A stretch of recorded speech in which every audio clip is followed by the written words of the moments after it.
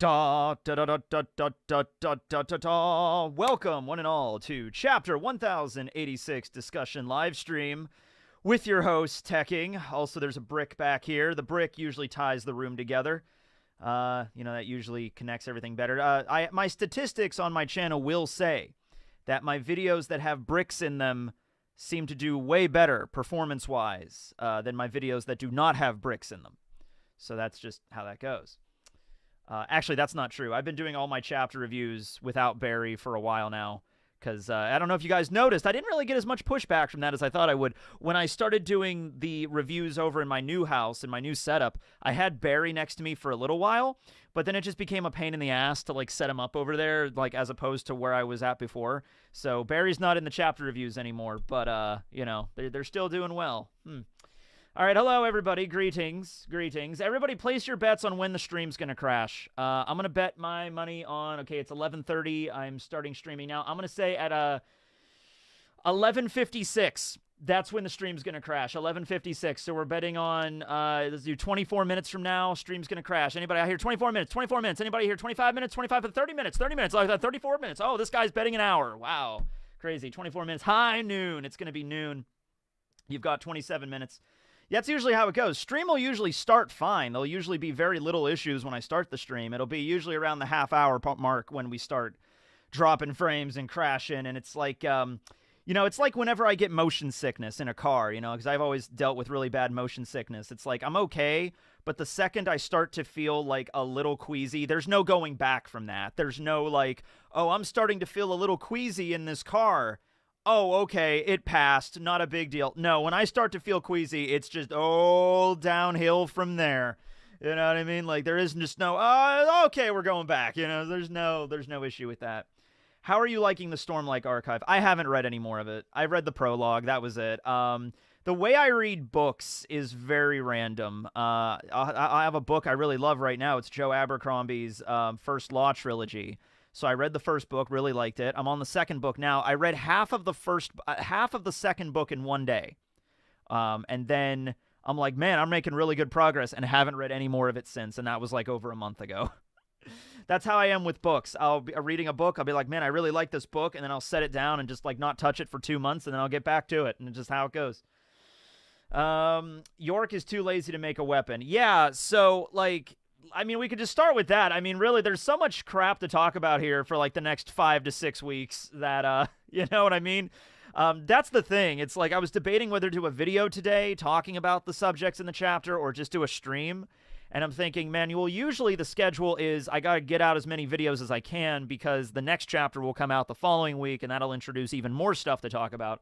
So I try to distill down the chapter to 2 or 3 videos of particular note of the things that are really a big deal. But now that we have this big break coming up, everything's kind of more loose.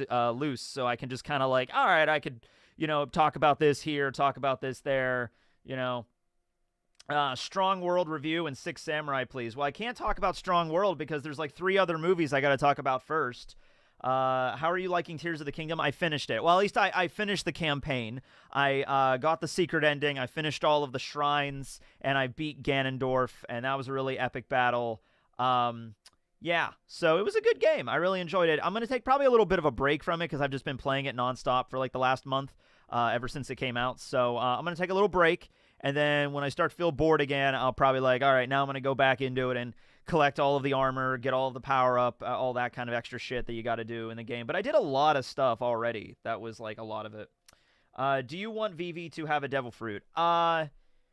I feel like she kind of needs to have a power up. If she is going to join the Straw Hats, which I think that is definitely going to happen, they're going to meet up with the Straw Hats either at Egghead or when the Straw Hats leave Egghead, they're going to run into Vivi, however that goes down. But Vivi, okay. I even mentioned this in a video not too long ago. I feel like Vivi has been training. She hasn't just not been training. She's royalty. It's kind of like how royalty will have personal trainers and stuff. It was Princess Vivi, it's time for your kickboxing lesson. Stuff like that. I'm sure she's been improving with her peacock slashers. I'm sure she's been training with Karu and stuff. Whenever she has free time, she's a princess, and she is very much a princess of her people. She is not the kind of person that just sits in her room all day and is just like, ah, yes, I love cake. You know, it's like, whatever. No, I mean, by the way, did you get the Marie Antoinette reference in the last chapter? I was so pissed off because I got an image of Marie Antoinette and I was going to do a whole reference to her. And this happens all the time when I do my reviews. I was like even reading the chapter while I was doing the review, and I was like, oh, here comes the Marie Antoinette reference. So I was in the middle of talking about something. I think I was in the middle of talking about Garling Figarland, you know, probably Shanks' dad, like member of the Gods Knights. So I was talking about him, and then I remembered in the back of my mind, oh yeah, the Marie Antoinette line. Remember, after I'm talking about Garling, go back and do the Marie Antoinette. And I just forgot. And I was like, ah, shit. So anyway, yeah, there was a Marie Antoinette line in the last one that's like, oh no, we're out of food. All we have is cake. And I'm like, ah. Which, I mean, Marie Antoinette probably didn't actually say that, but it's one of those things that's like an historical, like, fictional quote that just makes sense. Like, the point is not that Marie Antoinette said that stupid shit. The point is that how much of, like, out of touch with the common people the royal family was at the time. Like, that was the whole premise, okay? Well, anyway, yeah, so I'm sure Vivi has been training, but, like, I don't think she's been training to the point where she could be on the level with the rest of the Straw Hats right now. You know what I mean? Like, she might have been training a little bit. She's stronger than she was at Alabasta, but I don't think she's, like, to the level of, like, oh, okay, she can, like, endow her Peacock Slasher with, like, a crazy amount of armament hockey and, like, slice somebody's head off in one move. I don't think she's that powerful. But if she got a Devil Fruit, that would be a different kettle of fish. Do you think Vivi has hockey? If she does have hockey, she might kind of have, like, a little bit more of, like, the direction of Queen Otohime, where Queen Otohime had really good empathy level observation hockey to the point where she could, like, sense emotions. I feel like Vivi, given the fact of how, you know, how caring she was for the common people of Alabasta, she would definitely want to, like, resonate with the people. By the way, so the English dub just released their new batch of One Piece episodes. They're all the way up to Odin's flashback at this point. So if you haven't been following the Funimation dub of One Piece, and if you're a fan of that, go check it out. Because, yeah, they're already up to the Odin flashback. I mean, they're moving. They're trucking along. Well, anyway, I was watching episode 957, which was the episode where we first get introduced to the newspaper, like, article. Like, we don't know what the article says yet, but that was the chapter where everybody was like, not Sabo! How could this have happened? You know, that was that episode. And we see a scene with a country getting the newspaper, and everybody's crying in the country. And it didn't dawn on me until I just saw it. That country was Alabasta. So we actually see the reaction of the citizens of Alabasta getting the paper in episode 957 and beginning to weep and cry over the death of their king and over the loss of their princess, and they are devastated. So that was there. I just didn't see it. I don't remember it. You know, it was in the chapter, but I couldn't tell if it was Alabasta or some just random country. You know? Wasn't sure. Yeah, so a lot of people have been bringing up the Nero connection to Nerona, you know, because Emperor Nero, destroyer of Rome, setting in ablaze the great Roman fire. There's a thing for that as well. Also, a lot of people were quick to bring up that Samurai Gandhi's name is clearly Venus, because it's a V and then Nus Joro, but I just don't see it. I just still don't see it. I mean, I don't see where you guys are getting Venus. It's just there's a V, and then there's a period after the V, and then there's a space. I don't see the Venus at all. It's not there. So I don't know how you guys are getting that, but whatever. It's okay. I'll roll with it. It was Alabasta, yes. Luffy is this era's joy boy. Saba is no sad boy, but who could be mad boy? Who could be mad boy? Who could be glad boy? Who could be rad boy? I'm rad, everybody. We just have a dude show up on a freaking skateboard, backwards hat, stupid sunglasses, crazy neon shirt from 1996. Hey, everybody, I'm rad. Check out this. I can play with a yo-yo. You know what I mean? Dude, if you could play with a yo-yo, if you were a master of the yo-yo in 1996, you were the raddest kid around. I'll tell you that. I'll tell you what. Oh, man. Frankie is rad boy. Yeah, okay, perfect. We have Rad Boy, and then, you know, Zorro could be Mad Boy, and then Sabo is Sad Boy. Luffy is Joy Boy, of course. You know, it all connects back, yeah. Oh, man. Yeah, I'm a little bit disappointed that I mean, I can still call him Samurai Gandhi. No one can tell me I'm not allowed to do that. No one can tell me. We know his real name. It's Ethan now. You have to say his name is Ethan. Which, by the way, all right, going back to the other thing with, like, the first names and last names, I refuse to believe the family name for that dude is Ethan. Ah, yes, the great Don Quixote family, the Nefeltari family, the Nerona family, the Ethan family. I refuse that. No, that is not a thing. Oh, man. Shanks can be Chad Boy. Everybody, it's like everybody gets the will of D. Everybody embodies Joy Boy's emotions in some way.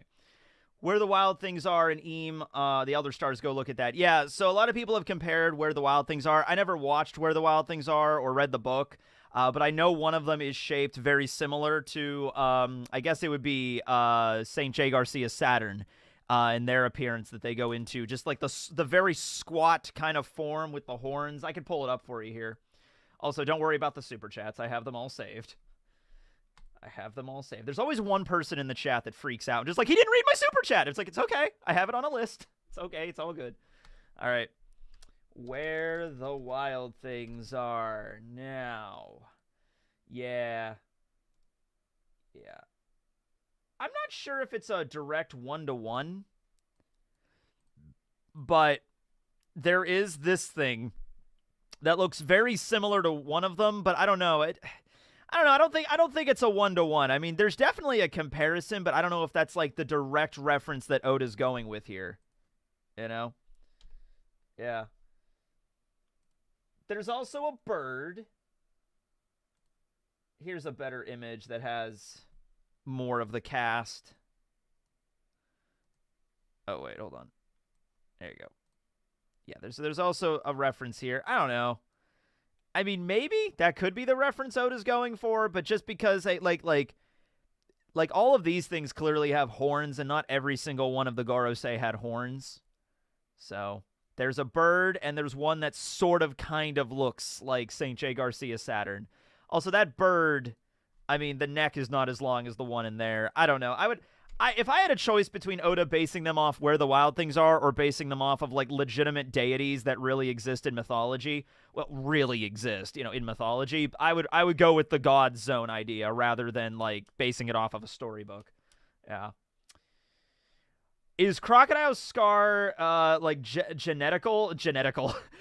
So the way I honestly think that went down is when Crocodile's Seraphim was born out of the tank, and, like, you are Crocodile.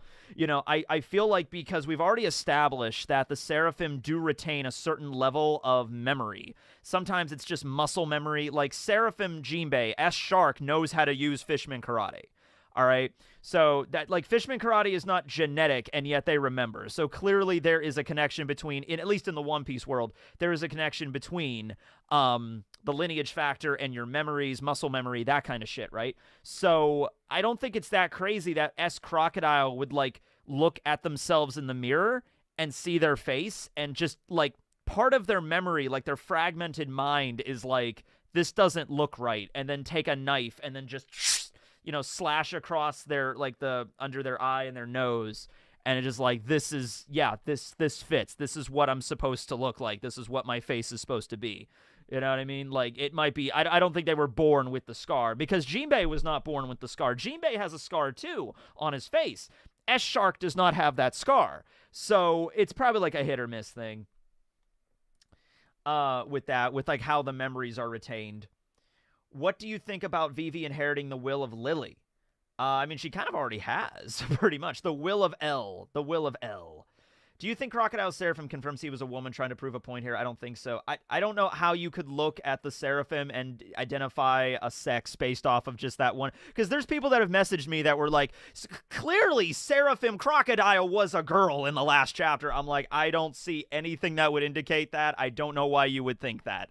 You know what I mean? Aside from the scar, like, as the distinguishing characteristic, other than that, I don't see anything, you know what I mean? Like, so I still think that's up in the air there. Maybe the scar does have something to do with Crocodile's genetics, because Ivankov does have the ability to mess around with hormones in your genetics. So it might not have anything to do with sex. It might have something to do with, like, I don't know, something that Ivankov, as Ivankov said, Ivankov is an engineer of the human body. So perhaps Ivankov did something to Crocodile's lineage factor that would have created the scar, but also did something else, made Crocodile stronger. I don't know. Yeah. I wonder if Cross Guild is going to get 7 more Warlord members. Hancock might be the most likely, since 2 are in prison, and Moria's position is also tough. Like, I could see the Cross Guild trying to recruit anybody that they think they could control that would also further their own agenda, which now that Buggy has kind of messed up that whole agenda, then I have no idea.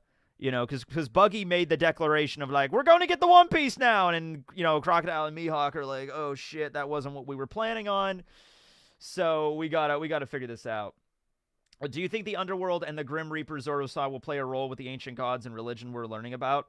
You know, I don't even know. I really don't understand how to fit that freaking Grim Reaper in. I've been trying to figure that out. Like, if there's, like, literally just the god of death in One Piece. Like, we have a sun god. I mean, the god of death wouldn't be that weird. It's just that, like, yeah, that needs to be explained in a little bit more further detail.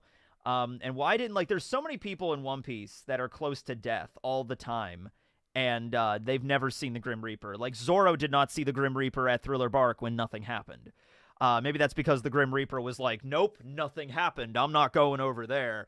You know what I mean? It's like Zorro's like the One Piece equivalent of Chuck Norris. Like, death is afraid of him. Like, the Grim Reaper appears to reap Zorro's soul, and he's just like, get the fuck out of here. And the Reaper's like, okay, sorry, sir, and then just leaves. Does Crocodile Seraphim have a hook? We did not see their hands, so we don't know. We just saw the image of Crocodile Seraphim S. Crocodile. We saw the scar, we saw the face, we saw the eyes, we saw the hair, and I think that's all we really saw. Weevil and Moria for Cross Guild. Moria is really embroiled in the whole, like, stuff right now at Egghead. Not Egghead, Hachinosu. I don't know if he is dead or if he was rescued or what was up with that, because it was like a thing with Perona that was like, hey, Kobe, I'll free you, but you need to help me free Moria in the lower dungeon. And then we just immediately cut to the surface where Kobe's running around, and so the implication is like Kobe already saved Moria, and then Perona and Moria got the hell off the island already, because, like, Perona and Moria were not seen when they were running around, and Garp showed up with the galaxy impact and everything like that. So I'm assuming whatever Kobe said he was going to do and help out Perona, he would have done, because he's just an honorable guy. That's what Kobe does. We just did not see it in the chapter. So I guess they escaped. Maybe they could join up with the Cross Guild. As for Weevil, I feel like Weevil's whole thing, like, I feel like the ex-Whitebeard pirates are going to rescue Weevil. I feel like that's going to be how, like we're going to see Jozu again and stuff, and Vista. Say what you want about a lot of the ex-Whitebeard crew, but we need to see Vista again. I need to see Vista. The other ones are kind of like whatever. Like Jozu, sure. We obviously already know what's up with Marco, but I think Vista is too cool to just be left on the back burner of, like, yeah, there's nothing else for Vista in this story. I feel like Vista's going to show up again. Who's a Vista fan? You know, come on, sound off. Oh yeah, Moria's alive. I'm just debating, like, what his status currently is, like how banged up he is. Shirahoshi has the Will of D, the only poster Eve had, not a D. Well, I mean Vivi as well, although Vivi was stated to have the D. Although, does she have it in her name? It once again, it goes back to, like, don't think of it so literally as, like, the only people that have the Will of D are the people that literally have the D initial. I think Oda is really opening that up now to, like, anybody really that embodies that will can have that. So yeah, Shirahoshi has the Will of D, Vivi has the Will of D, Kyros has the Will of D, Riku Dole III has the Will of D, you know, Cobra had the Will of D, you know, it's like everybody has the Will of D that embodies that spirit. Which might seem as like a cop-out for most people, like, reading the story, but, like, in the actual story itself, I think it's a very beautiful message. If Eam is some uncaring above all entity, do you think there's any reason they enjoy butterflies so much? Man, the thing about Eam is, like, you could look at all these little things and you wonder, like, okay, is Oda trying to give us hints about something major about their character? Or are they just, like, or is Oda willingly doing red herrings? Or is it just, you know, he's drawing Eam in a flower garden. Like, oh yeah, this is really cool. Eam in a flower garden, and nothing more to it than that. there's like, is he willingly guiding us down the path, or is he misleading us, or is he directly just like, I don't care? You know what I mean? I don't know. Eam is a butterfly. Hey, you know what? People would say it's crazy, but look what happened with Aizen in Bleach. You know, Aizen's final form turned out to be a giant death butterfly. So there you go. You know what I mean? I've seen it before. You've seen this before? 11 times, as a matter of fact. You've seen final villains of anime turn into butterflies? 11 times, as a matter of fact, yes. To find out, bro's name was Ethan. I love that. It's just Ethan. So out of all of... Okay, who has the coolest name out of the Gorosei? I'm going to say it's Mars. I'm going to say Saint Marcus Mars. You got the alliteration there. Marky Mark, kind of. You know, it's like, okay, I'm going to go with that. You know, I'm going to go with that. Oh, am I going to draw again today? That's right. I said I was going to do that. Yeah, we can draw again today. Okay, so here's what I think's going to happen with my epic depiction of Eneru. So what I think is going to happen is when I go to Teko in July, which, by the way, I don't know yet, but I was talking to Rustage yesterday when we were doing Marines, and he said he might be able to attend Teko this year as well, because he's going to be in the States at that time. I think the following week he's going to do something, and so the week before that he might come to Pittsburgh, and so it might be me and Rustage. If that's the case, I'm going to try to get him to join my panel, so it could be me and Rustage doing the panel together again. That's how we did the first panel, and it was a lot of fun. So, yeah. But I might be giving these away at Teko. I'm thinking, because I don't have a use for this. I'm not going to frame this. But I will keep these, and all the other ones I will draw. I don't have the Zorro one anymore. I looked for it. I might have it somewhere, but I can't find the Zorro one that I drew. But I have this one, and then I'm going to draw some more every time we do a stream. Maybe at least once a week when I do a stream, I'll draw something, and then I can bring them all to Teko, and then I could like maybe hand them out to certain people in the audience or sign them or do whatever. Top Man sounds like a Mega Man boss. I was thinking, the first thing I thought of with Top Man was Avatar The Last Airbender, when they go to the Fire Nation and Aang is like, Flamey-o, Hotman? Hello there, Hotman? You know, like that was what I was immediately thinking of. Topman, Hotman, you know, that kind of thing. I really want him to wear a top hat, though. I said that in the review. I mean, he needs to wear a top hat. Ethan got that paper. Top Man is a Mega Man character. Do-do-do-do-do, do-do-do-do-do, do-do-do, do-do-do, do-do-do-do-do. Top Man. Remember, licking doorknobs is illegal on other planets. That is true. You don't go to another planet and just lick their doorknobs. That's not cool. You don't do that. Who are you drawing today? We will figure that out when we get to it. Typically what I'll do is I think I'll just ask for recommendations, and then we'll take some of them recommendations, put them in a poll, and then the audience will vote, and then I'll draw whatever the top vote is, and I think we'll just do that. So this was Eneru last time. Let's try to get a few more. Let's try to get at least 4 or 5. Teko is late July. It's like around July 20th. July 22nd is when my panel is. So, yeah, we'll do that. Okay. I'm calling Samurai Gandhi Baron Venus. I'm not calling him Ethan. That's actually a much cooler name. Let's just go with Baron Venus. Thoughts about alien evidence reveals. I feel like there's more One Piece knowledge to talk about. I mean, we can talk about aliens in One Piece because they are a thing. God of Agriculture has the cow fruit. God of Agriculture, that was Shepherd, right? Yeah, Shepherd was the one at the end. Jupiter.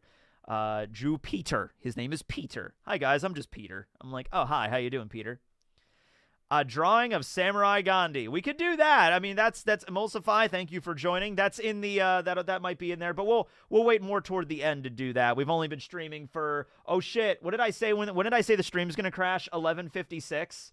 It's 11:55 and 30 seconds. So we only got 30 seconds left in the stream. We got Peter, Ethan. Who else we got? Okay, we got Peter, Ethan. We got Top Man, we got Marky Mark, and then we got Jay. So if you just boil it down to like, because each of them have like a pretty normal thing in their name, I think, except for Top Man. So we got like just normal English names, or names that you would find pretty commonly in the United States, because I know like those names come from other parts of the world, obviously. But we got Shepherd, Jew, Peter, so we just got Peter. His name's just Peter. And then we got Ethan Barron, so we just got Ethan. So then we get, Marcus Mars is just Mark. And then we have Jay Garcia Saturn, who's just Jay. So we got Peter, Mark, Jay, and Ethan. And then Top Man Valkyrie is kind of the reference there that isn't an immediate one. Although his name is not spelled Valkyrie with a K. It's Valcurie, which is a reference to Marie Curie, who I think was founder of, she discovered the element of mercury, I think, or had work with mercury. She was a scientist that dealt with radiation, I believe. I don't know if it was anything directly related to mercury, but it kind of was. I think that's the reference we're going here. Val Kilmer. There we go. Val Kilmer. Yep. Val. Radium. Yeah.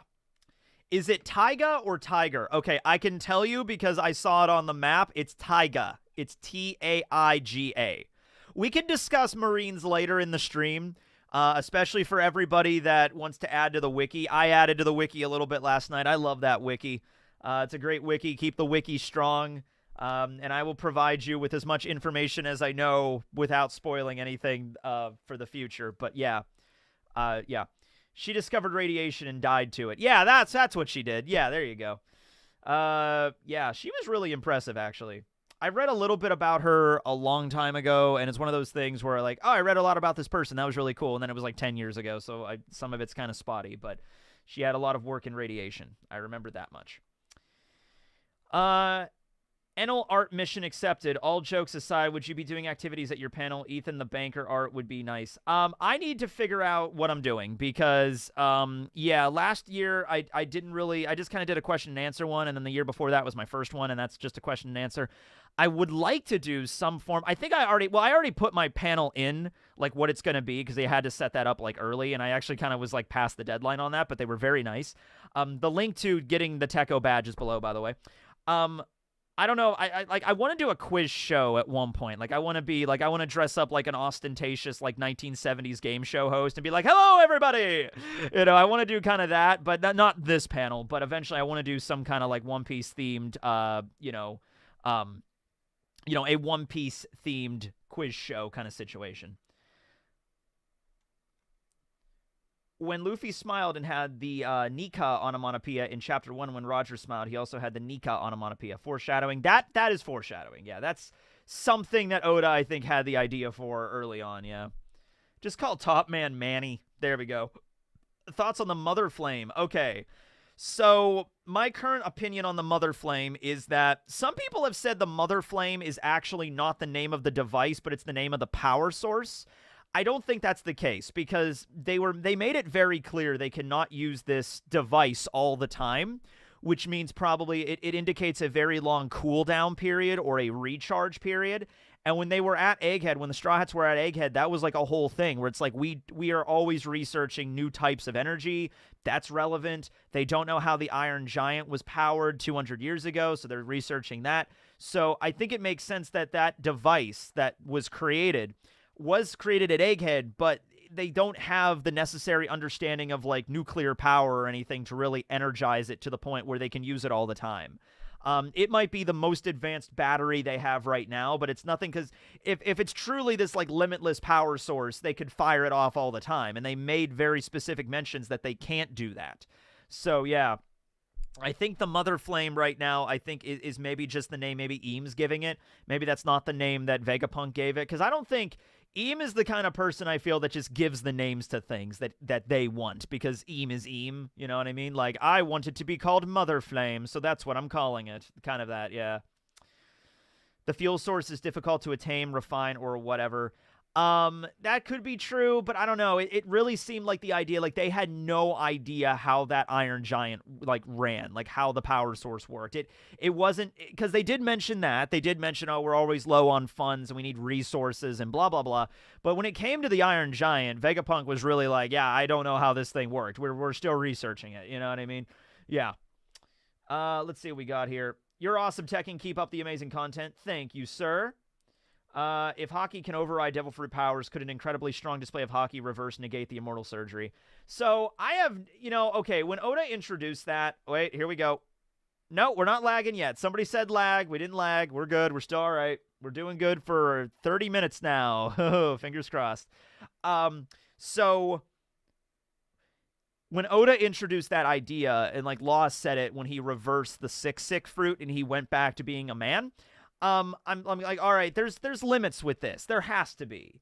Because it's like, let's say Moria rips out your shadow and throws it into another zombie, and then, okay, do all you need to do to negate the Kage no Mi is just exert haki, and then your shadow will just, like, go back into you? You know, even if it's on the other side of the world, if you could just exert enough haki, that shadow will just, on the other side of the planet, just whoop, go right back into you? Because I feel like that's a little bit, like, that probably wouldn't happen. Would it work with, like, Sugar's Hobby no Mi? If you get turned into a toy, could you just exert enough haki and then, boom, turn back into a human? So that really needs to be clarified a little bit. Like, it really does. Yeah. What if Lily was the one who used the immortal surgery on Eam? Could be. She would have to be coerced into doing it. And Lily seemed to be the kind of person that, like, she's a girl boss. Certified girl boss. She's like, I'm not doing shit that I don't want to do. You know what I mean? So, like, even if it's just like, you're going to have to kill me, or you're going to have to, like, you know, that's what you're going to have to do, because I'm not performing the immortal surgery on your ass. You know what I mean? I think that she would probably pick death over performing the surgery. And she would die either way. So that's, you can't even, okay, forcing someone to perform the immortal surgery is kind of a redundant thing, because it's like, okay, you can either perform this surgery and die, or you could just die. And it's like, all right, well, why am I going to help you out then? I'm just going to die. You know, it's like, yeah. So the only way that you can really perform the immortal surgery for that reason is kind of, like, because you want to do it. Like, that's the only reason, because it kind of defeats the purpose, you know, to, like, force someone into doing it. Yeah, Kaido couldn't nullify Luffy when they turned him into rubber. Yeah, so I think there's limits with that. Or it could be, you know, it could be the certain effect, you know, or the time period you're affected with it. In the case with Law, it was at a distance that the sick fruit was affecting him. And, yeah, maybe something like that Law could push through. But, like, with certain Devil Fruit abilities, you can't just negate them with strong amounts of haki. You know what I mean?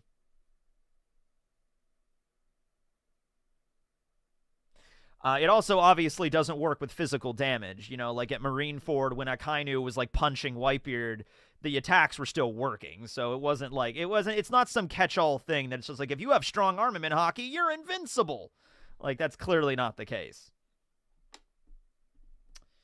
All devil fruits do is tell you the names of the powers and then manifest based on what the consumer thinks they should be. That would explain the wacky things some of the fruits do. So I'm still not sure about that, because if that was the case, Luffy would have known right away that it's the sun god fruit, but he just assumes it's the gum fruit.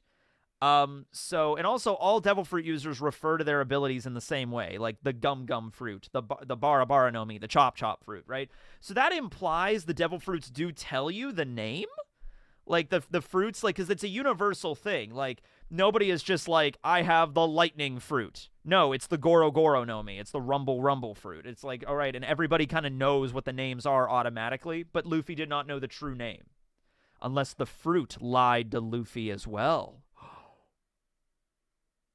I mean, I'm joking around, but that kind of could be the case. Let's see here. We got $50 super sticker. Thank you.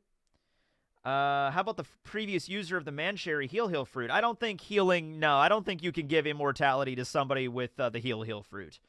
I think that's something that's more in the, like, because they even mentioned the further extent of the heal fruit is you can bring inanimate objects back to a state where they were, but that will reduce your lifespan. Other than that, it can only heal you from physical injury. I don't even think it can heal diseases. I don't think it can do that. My first super chat ever. Watched you for a long time now, and you've always been entertaining. Ever thought of doing a video on Big Mom's siblings? Maybe a long video. Could be good. So you know what? I've thought about doing that. But Too Spooky already did, like, a huge video where the production quality of that was really high, and he went through every child in Big Mom's family, and he had a little card for each and every one of them, and he had all the statistics. And I'm looking at this, and I'm like, this is kind of like sort of what I was going to do, just better. Like, and implying Spooky did it better, because he really, the editing on that was way better than what I could have done. So I'm like, okay, Spooky already did this. He covered all of the children. He pretty much said everything I was going to say. And he had a higher production value than me. So it's like, I don't really, and this would be a long ass video too. This would be like, probably from me, this would be like an hour and a half long video. And I'm like, I think he did it perfectly. So go and watch his. Yeah. Yeah, the book that Eva had said geniuses on it. So it was a book on the world government founding, kind of giving solid proof the Gorosei are a place because people know them. Now, I don't think the Gorosei are immortal. I've been back and forth on that the last couple of weeks, but I don't think they're immortal now. I don't think they're fragments of Eem. The powers might come from Eem, but I don't think they're immortal. I think they will die, and then a new Gorosei will be born, and then raised as a Gorosei, and then taught Eem's existence, and then Eem might give them abilities or something like that. Or did it say Genesis? I just assumed it was the Devil Fruit Encyclopedia. Let's take a look at it. See what we got here. New Jujutsu Kaisen chapter is out. I don't know anything about Jujutsu Kaisen. The decisive battle in the uninhabited demon-infested Shinjuku. How's that for a chapter title? Oh, does the chapter take place in an uninhabited demon-infested Shinjuku? No, it takes place in a very heavily populated Osaka. I'm like, oh, okay, there you go, there you go.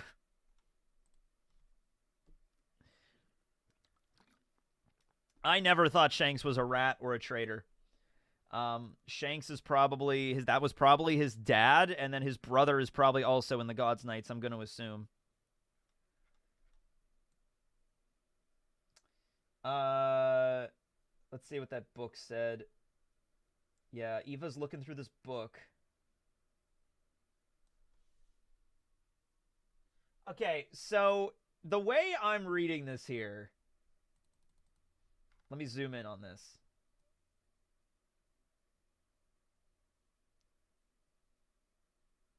Is Genes.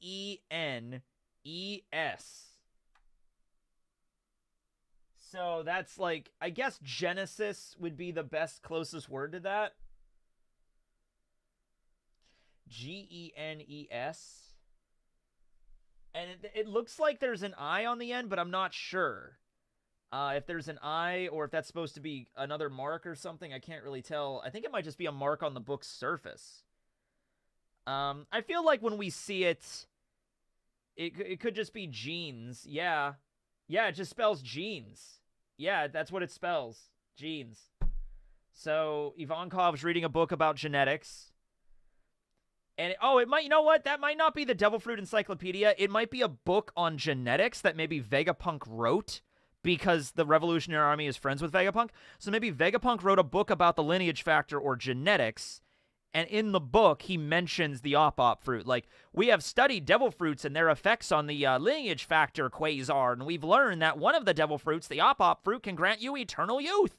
You know, so maybe that's where it came from. Maybe, yeah, Ivankov was reading a book that, like, Vegapunk wrote about genetics, trying to, like, figure out, like, scientifically if it's possible for someone to live 800 years. And they got to that conclusion, basically. Yeah, that could be it. Did you notice Garling's last line was a reverse of Obito? I read that and I was like, I'd heard that before, or I've heard something like that before. And thanks for telling me where it was from. Yeah, it was from Naruto. And that might not be intentional because, it might not be unintentional because Oda and Kishimoto are like really good friends. So the idea that Oda created a polar opposite of like Kakashi's character, like Kakashi's like, it's like, okay, those that, I can't remember the exact line. It was just like those that, what was Kakashi's line? It was like those that let their friends die or trash or less than trash. Somebody can quote Kakashi. But yeah, it was the exact opposite we hear with Garling. Did you know about the cake reference? Yeah, we talked about that earlier, the Marie Antoinette part. Do you think they look like a girl? I'm looking at look, seriously, I like when it comes to Crocodile Seraphim, I don't see how you could indicate one sex or the other. I just don't see it at all. I think people are maybe a little bit reaching on that one. It just looks like Crocodile as a child. I can't tell, Like, there's just my opinion on that.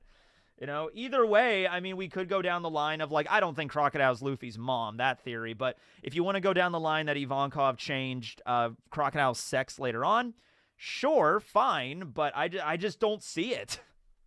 I don't see one indication one way or the other here. The same way that when Oda drew, because Oda drew Crocodile as a child before. And you can't tell there either, at least in my opinion, you can't tell. So maybe if you look at it and you're just like, oh, okay, clearly Crocodile is a girl here as a Seraphim, so therefore Ivankov, it's like, all right, but I just don't see it.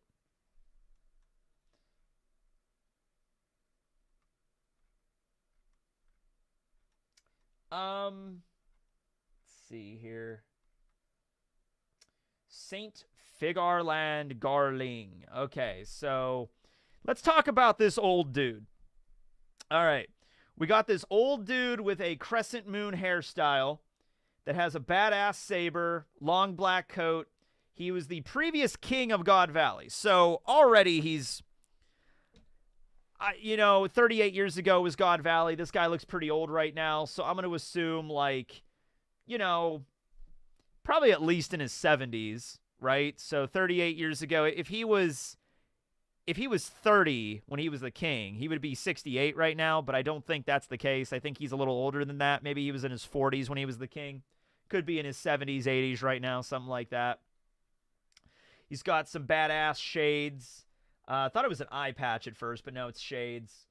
He doesn't really bear any, like, strong resemblance to Shanks right out of the gate, other than the fact he has the sword.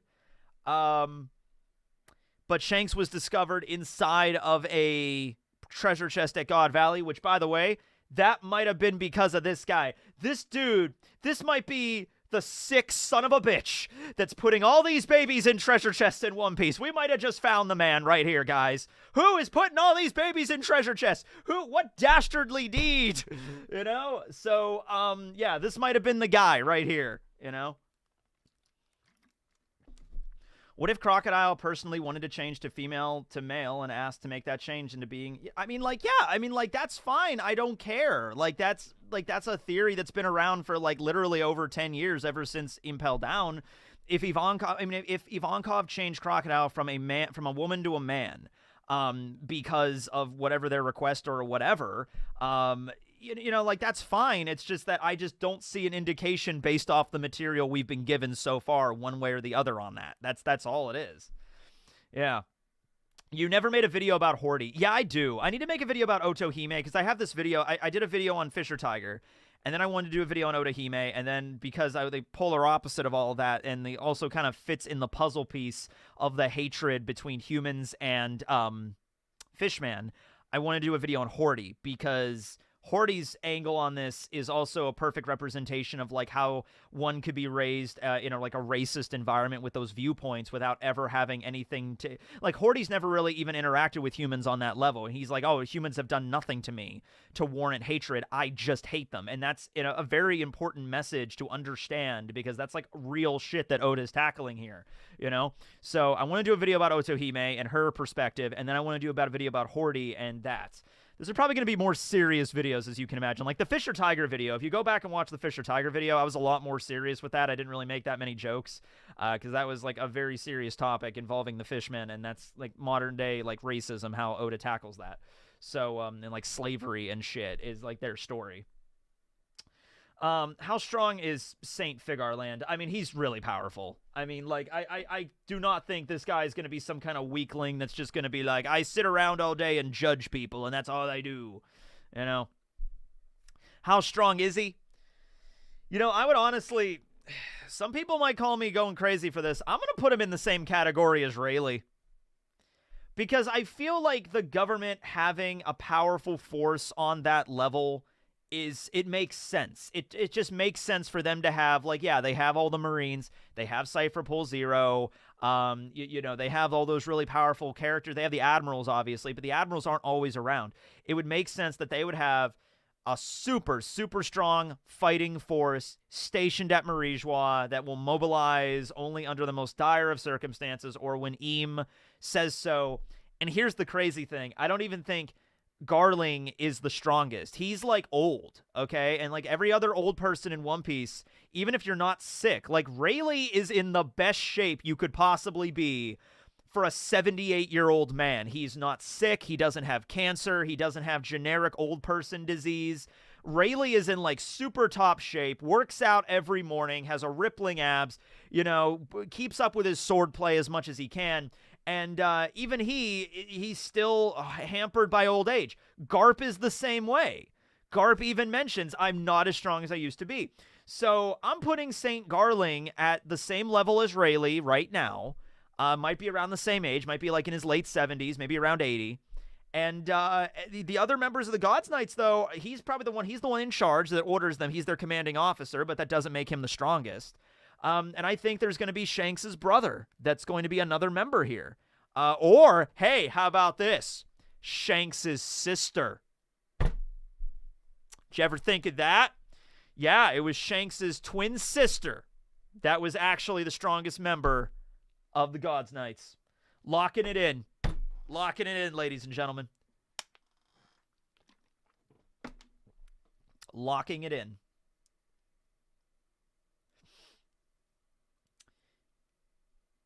Gasp. You mean Girl Shanks? Oh, man, they would really go crazy with that. Although I've already seen Rule 63 art of Shanks before. Most of it looks really good. Yeah, okay, not everybody has to be, like, born male, and then Ivankov has to be like, okay, everybody. Every strong female character was originally a man, and just Ivankov. No, we don't have to go with that, all right? They could have been twins, separated at birth. Shanks' sister, she grew up under the Gods Knights, and she's super fucking badass. That could be a thing, yeah. Nothing beats female law, though. I'm like, okay, that is true. But, you know. Eva created every woman on the planet! Women did not exist until Ivankov! Shanks' sister, Dagger. Shanks is not the birth name. I mean, no. I mean, unless there was like a little card inside of the treasure chest like, his name's Shanks, good luck. And unless that was the case. Thank you. I have no idea who... see, you're not getting me down now.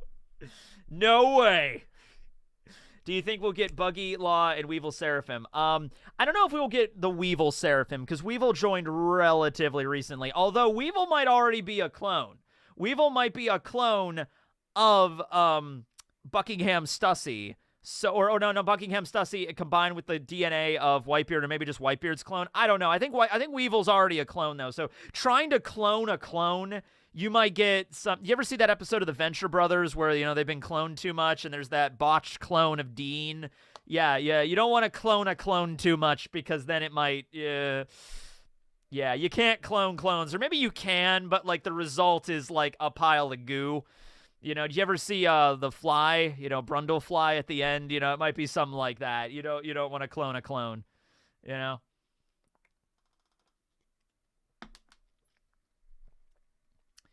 Teching is a clone, 101%. Wow, that's crazy.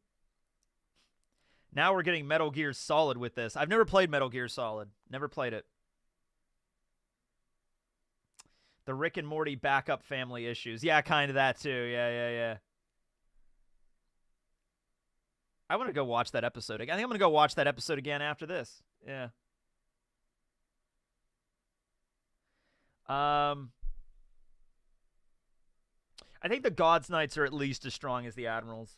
Yeah, I think so too. And you might be saying, well, what's the point of the Admirals? Well, the point of the Admirals is they're the Admirals. They work in the military. That's their job. Their job is to work in the Marines to manage all the fucking shit that you need to manage when you run a military organization. That is the Admiral's fucking job, all right? You can have other strong characters that have different jobs. People might be saying, look, why didn't the Gods Knights go to Marineford and just kill Whitebeard right away if they're so badass? Because that's not their fucking job. That's the Admiral's job, all right? Their job is to stay in Marijois and do their specific tasks given them by Eam. That's how it works, okay? Maybe it's like, why don't they go out and kill all the Yonko? It's like, well, maybe Eam doesn't give a shit. Maybe Eam is like, no, I don't care about the Yonko. The Yonko form this like let the plebs down below think that they have this little balance of power and blah blah blah. Let the Marines handle that. I'm not dealing with that bullshit. You know, they have the Marines for that. They have Cypher Pull for that. They have the Warlords for that. God's Knights stay up here. You know, until I say otherwise. You know? So yeah. Admirals, you stand there and you look pretty. Well, no, I mean, according to, like, Akainu, there's a lot of work you gotta do. Like, Akainu is the fleet admiral, granted, but he is, like, up to his ass in paperwork. It's the same reason why, like, hey, you know, the fleet admiral's really strong. Why don't you send the fleet admiral to go deal with the Yonko? It's like, there's reasons for this. There's, like, a balance of power that Oda does in his world. You know what I mean? Did you end up understanding the V No idea. No, I don't see it at all. Yeah. Also, did you see the new Venture Brothers movie trailer? Yeah, I watched it yesterday. I watched it this morning too. Really excited for it. It comes out in July. Radiant is the blood of the baboon's heart. It's going to be fun. I really hope it's not the end of it. I really hope it's not. I hope this movie, download this movie when it comes out, the new Venture Brothers movie, download this movie, watch this movie, like, on legitimate channels. Because I want people to know how fucking awesome this show is and how ending it here would be a damn travesty, all right? Damn it. I think from what I heard, Aqua Teen Hunger Force came out with their movie, and I think they're getting a new season now. This better not be some bullshit marketing crap by Adult Swim that's like, we're going to cancel Aqua Teen Hunger Force and we're going to cancel Venture Brothers, and then that's going to drive up interest in them, and then boom, we make more. Marketing! I don't care. I just don't want that show to end. You know, it's such a good show. Love the Venture Brothers. I was actually, speaking of, yesterday, minor tangent, and then we'll get back to Super Chats. I was in Walmart yesterday, and because they came out with the Venture Brothers complete season on DVD, and I'm like, I gotta buy that. I love owning physical media. Maybe it's not for you, but I love owning physical DVDs and Blu-rays still. I have my shelf upstairs. I love it. So, I was gonna buy the full set of Venture Brothers. They didn't have that at Walmart, but they did have the full set of Aqua Teen Hunger Force, all seasons of that. So I bought that. And I was, like, really happy because I have the old DVDs, but it's like, it's nice to have. I love having the big compilations. You know, I'm a big fan of that. So, what's a DVD? So I brought it home, and, at Walmart, when I was checking out the DVD, I was going through the self-checkout. So I ring it through, and then it was like a little thing came up. It's like, you have to be over the age of 17 to buy this DVD. So the associate had to come over to, like, approve it. She comes over, and she's like, oh, I just have to scan this. And I'm like, oh, okay. So she scans it, and she's like, yeah, it was for that Aqua Teen Hunger Force DVD. I can't believe they showed that on Cartoon Network. And she was, like, really offended. Like, she had really powerful, like, mom energy coming off of her. Like, I can't believe they had that show on Cartoon Network. And I looked at her, and I was like, well, you know, it was on Adult Swim at, like, midnight. He's like, yeah, well, still, my kids watched that growing up, and it was so vulgar. And I'm like, okay. All right, well, you have a great day, lady. I just left, yeah. Boomer teching buying DVDs. I love DVDs. I don't care. It's awesome to have a whole collection upstairs of DVDs. And did you know PlayStation 5s can play DVDs? That's insane. I can use my PlayStation 5 as a DVD player. Woo! Anyway, going back to Super Chats now. Let's go through some Super Chats here. All right.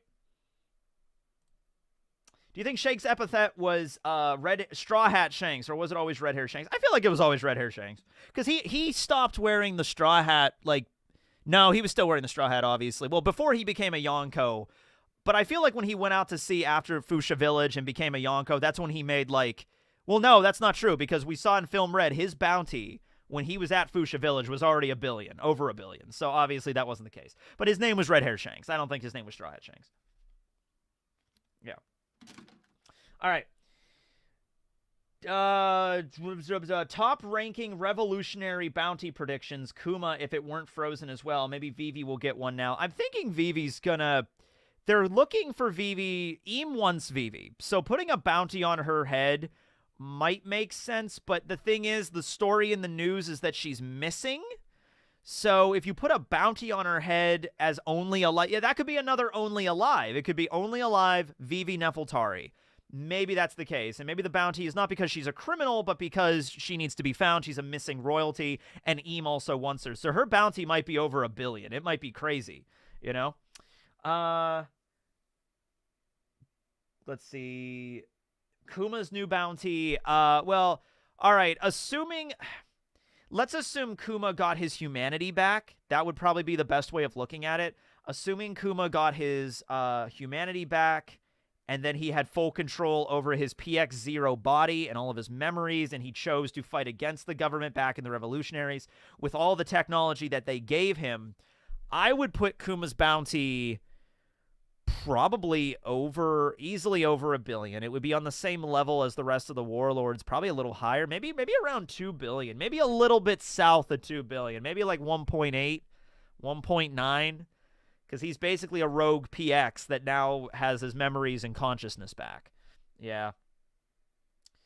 You should bring back Rolls on the High Seas. I do want to bring back that series. I have the stuff all ready to go in the folders. I just never got around back to doing it, but I do want to bring it back at some point. Honestly, considering now we're going on this 5-week break, this might be the best time to do it.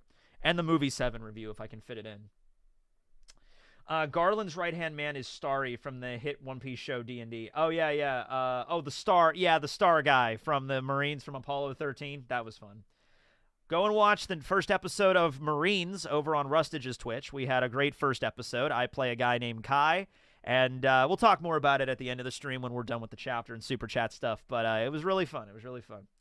Let's see. Do you think we'll get Buggy Law? I answered that one into the Cross Guild. I think Dofi's going to go do his own thing. I think Dofi's going to break out of Impel Down. Pika, Treble, and Diamante are probably going to be in there too, so he'll reunite with them. Maybe get Bon Clay in there as well. Maybe Bon Clay will transform into somebody that Dofi knows, and then they escape together, and then he's like, actually, it was Bon Clay. Can we get a Go Team Venture? Go Team Venture! I love the Venture Brothers so much. Do you think we'll... I answered that one. I was thinking that Blackbeard didn't eat the Gura no Mi, but instead made one of his rings eat it. Okay, so this is a theory once again that's been around for a while. I've heard so many theories about this. It's not a bad idea. It's just that I feel like it doesn't really have a lot of impact. Like, oh, I have a ring that has the Gura no Mi. You know, that's kind of like, oh, really? That was all it was? Also, why did no one else think of that up until now? Giving objects paramecias, like maybe Vegapunk would have been capable. See, the idea is maybe the only way to get an object to eat, well, the only way to get artificial paramecias is with green blood. From what we understand, you have to use green blood, and the only person that has that technology is Vegapunk. So I do not think that Blackbeard made a ring of his eat the devil fruit. Also, it creates problems because anybody could like take the ring and steal it potentially, and then boom, he just lost his power. So I'm thinking that, yeah, it's like the Infinity Gauntlet. I don't think he did that. It is a theory. I've seen it out there before. I just think it's very underwhelming for him just to have a ring that has that power. And if you're going to do that, I mean, like, then that doesn't really say anything too much about Blackbeard's special powers, more about, like, I can give paramecia powers to inanimate objects. It was like, well, anybody could do that. Potentially, if they know the process, they could do that. Like, Vegapunk should be able to do that if anybody, and Vegapunk clearly cannot do that. He can make green blood and put it into a clone, and then they have paramecia powers. But we have not seen an inanimate object with paramecia powers yet. Not a bad idea. It's just, yeah, I think there's going to be more to it than that. Could the saints of the 5 elder planets be a reference to Christians, Catholics, saints in mythology? Looking at Marie-Joie, I think Oda has definitely taken reference to, like, the Vatican and the Holy See and, like, back in the Holy Roman Empire. I think he takes a lot of references from that in the architecture of that place. Also, as well as, putting saint in front of their name is indicative of, like, the Christian, like the Pope canonizing somebody, making them a saint. I think that's where the inspiration comes from. Is the world government symbol a parallel of the Christian cross? Because it kind of looks like a cross. Maybe that's what the original basis of it was. The Inquisition, the Spanish Inquisition. Maybe we might be doing references to that. I think Oda's thrown a little bit of all that stuff kind of in there. I don't know if there's going to be like a direct, like super overt message here from that with like Christianity. But there is definitely references there to it in terms of design, architecture, all that kind of stuff. Definitely. Let's see. Answered that one. That's about Horty. I answered that one. How was the Moon Man? I love that. Moon Man! So fly, Moon Man. Shut the fuck up about Moon Man. How is the Moon Man king of God Valley and a celestial dragon? Don't you give up your kingdom, become a celestial? Okay, he is obviously something special. That he is obviously a unique factor here. The original families gave up their original kingdoms to form the world government. God Valley kind of came out, I like to think it came about after the world government was founded as like a sanctuary, as like a private vacation spot for the celestial dragons, and maybe they're dragons back when there were actual dragons. So he's obviously, like, they're not just going to let some random dude rule over that place. They're going to pick one of their own, and so he chose to do that. Yeah, he was obviously a special exception to this, because God Valley was a special island. It was not a regular kingdom by any means of the imagination. Yeah, it's a very special island, yeah. Can Bonnie live forever? No, I don't think she can live forever. She can maybe make herself look biologically younger, but she's still aging, and I feel like she's gonna die like a normal person. I don't think like Bonnie could live to be like, I will just transform into a 20-year-old and then be a 20-year-old forever. Like, let's say Bonnie dies at age 90. She can look like a 20-year-old all the way up until age 90, but then you die. And you might say, it was like, well, aging, how does the process of aging work? Because they're magic devil fruits. I don't think she's immortal. Do you think Luffy can remold the red line now? Ooh, that's not a bad idea. Maybe he could. Luffy's going to jump rope with the red line by the end of this story. You heard it here first here, folks. Yeah. She's just Tsunade. Like, once again, Tsunade makes herself look younger, but she still ages, you know? Still waiting for the RIP video on Mulesguard, like with T-Bone. I don't know if I'm going to do the same thing. I don't know, by the way, if you can see it, because my microphone always covers it up, but T-Bone's little poster, his funeral collage is still back here. RIP Travis D. Boner. He did have the will of D, ladies and gentlemen. He did. But I will be doing a video about Mulesguard. You know, maybe the death of him. You know, maybe not like in a funeral form or anything, but I will be doing that. Let's see. I answered that one. Thanks for the first super chat, Jim. Man Sherry, I answered that one. How does Eam view the title of King of the Pirates? Uninterested. Really, I don't think Eam is like super concerned, whether it be because they don't care or they're just ignorant to how important it is. You know, I think Eam's primary concern is the poneglyphs. Do you think the world government hunted the three eyes to extinction because of their ability to read poneglyphs? Yeah, probably. Probably they found any way that you could figure out how these poneglyphs are read, and they wanted to eliminate any traces of that whatsoever. Have you heard of the lost continent of Mu? I think I watched a YouTube video about that once, a while back. Geography is everything. Maybe I should check that out. I think I remember reading about that once. Vegapunk said he can't recreate Logias with green blood, so what function does S-Croc have? Well, the same thing with how Mihawk and Jinbei did not have devil fruits, so they just gave, you know, a devil fruit, Paramecias to Mihawk, and Crocodile. Well, Crocodile will have a Paramecia as well. You know what, honestly? Smoothie's fruit would probably be the closest one to Crocodile's to, like, drain people. Except Smoothie was not captured, so you couldn't have access to hers.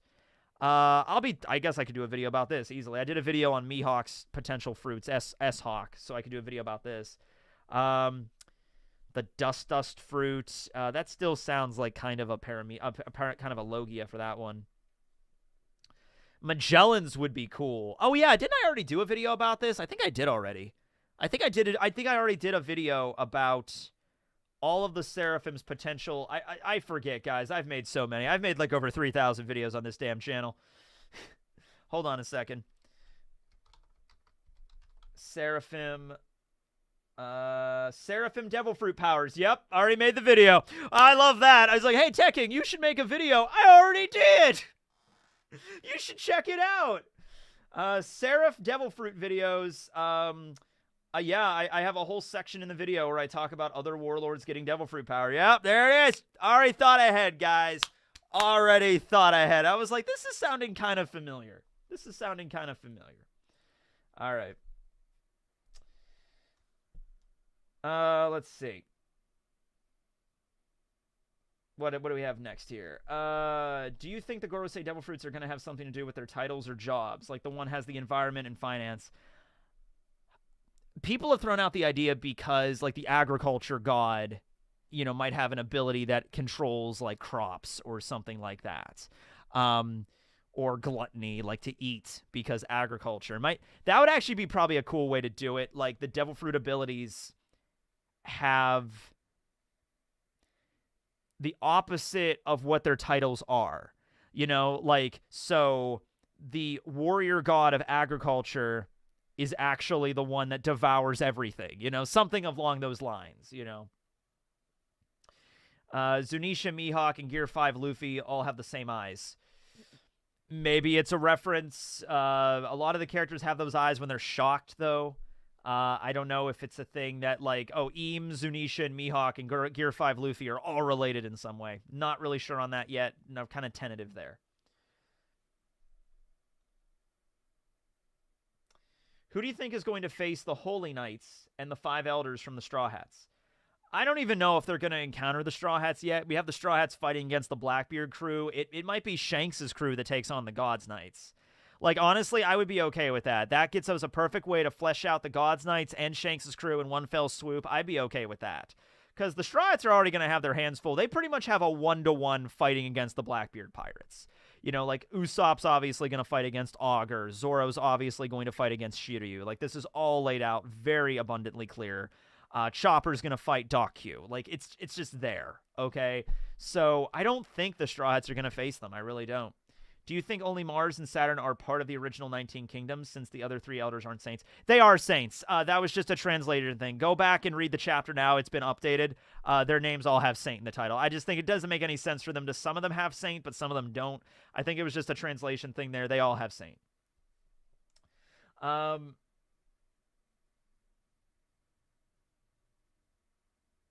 Keep up the amazing content. Thank you. Mother Flame, I answered that one. Eneru Art Contest, yes. Oh, yes, this is something I'm going to bring up in the video about Garling. So Whitebeard, when he was talking to Shanks on board the Moby Dick way back in the day, Whitebeard was looking at Shanks, and he had a line that was basically like, hey, every time I look at your face, red hair, that scar I have just aches all the more. So Whitebeard has a lot of scars. None on his back, but he has a lot of scars. So he just kind of brushes that off. It doesn't really go into more detail than that, but it's probably Garling that dealt that scar to him. If Garling was the king of God Valley, Whitebeard was at God Valley with Rox's crew. They probably fought. Garling slashed Whitebeard, left a big scar on him, and then there you go. In fact, let me look at a shirtless Whitebeard really quick. Whitebeard shirtless. One Piece. I'm just going to type this in. I need to see what's going on here with these scars. Okay, so Whitebeard has a lot of scars, but most notably, he has a bunch of scars. It looks like multiple puncture wounds, like right here. He has like 3 of them stacked on top of each other. And then he has one on his side. They all might be, they look like they're done by like a piercing weapon. Let me show you this. I'm going to show you Whitebeard's abs here, so you might want to be careful. This is going to blow your mind. Okay, here we go. I mean, it's obviously colored from the manga, but it's, you know. So that all might be from the same person. You know, those scars right there. Those might be from the same dude. Yeah. Draw Whitebeard's abs. We'll vote for it, don't worry. Oh no, he's hot! I have to appreciate also everybody when I showed Kai's design that Kieru drew. Everybody at Marines was like, "Oh my God, Kai is so hot." I'm like, I'm glad that you think so. I was nervous.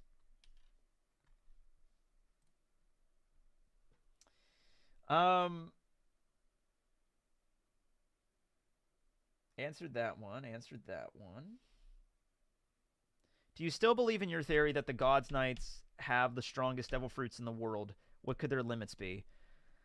Oh, I don't know, man. There's so much about the God's Knights we don't know. Strongest hockey, strongest devil fruits. If they have really strong, I'm okay with them having really strong devil fruits. I'm not like the Gorosei. I feel like should be something different. I feel like the Gorosei should be on a higher level beyond everything. But yeah, the God's Knights having abilities, they might have. Hey, if we're gonna go with the Gorosei having powers given to them by a deity, Im, but then the and then just the God's Knights having a who's who, the strongest number, who's who's ability. No, just the crazy amount of like the strongest Paramecias, strongest mythical zones, strongest Logias ever. I could be okay with that too. Where do you think Doflamingo fits into the final arc? He's going to break out of prison with his family probably at some point, and he's going to show up at not God Valley, but he's going to show up at Laughtail during the war, and he's just going to be like, oh, this is crazy. I'm going to see what's going to happen, that kind of shit. It's going to be Dofi. It's going to be Dofi being Dofi Dings. Could the Saints of the Five Elders planets be a reference to Christians, Catholic? Oh, yeah, I already answered that one. Yeah, I think the design of that is pretty indicative there. Oh, I went back up to the top here. Hold on. Where do we leave off?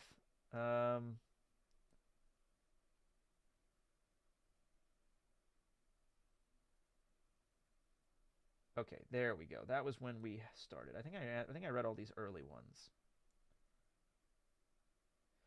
Will you review the One Piece first animation, Defeat the Pirate Gonzak? I would love to talk about that at some point. We might watch that maybe on the side channel. Maybe at some point we'll do that. That'd be cool. Im intentionally nuked the closest island, which had good agriculture, and now they're in a famine. I don't know how much good agriculture Lelucia had. I know the king was hoarding a lot of it, but it's gone now either way, so...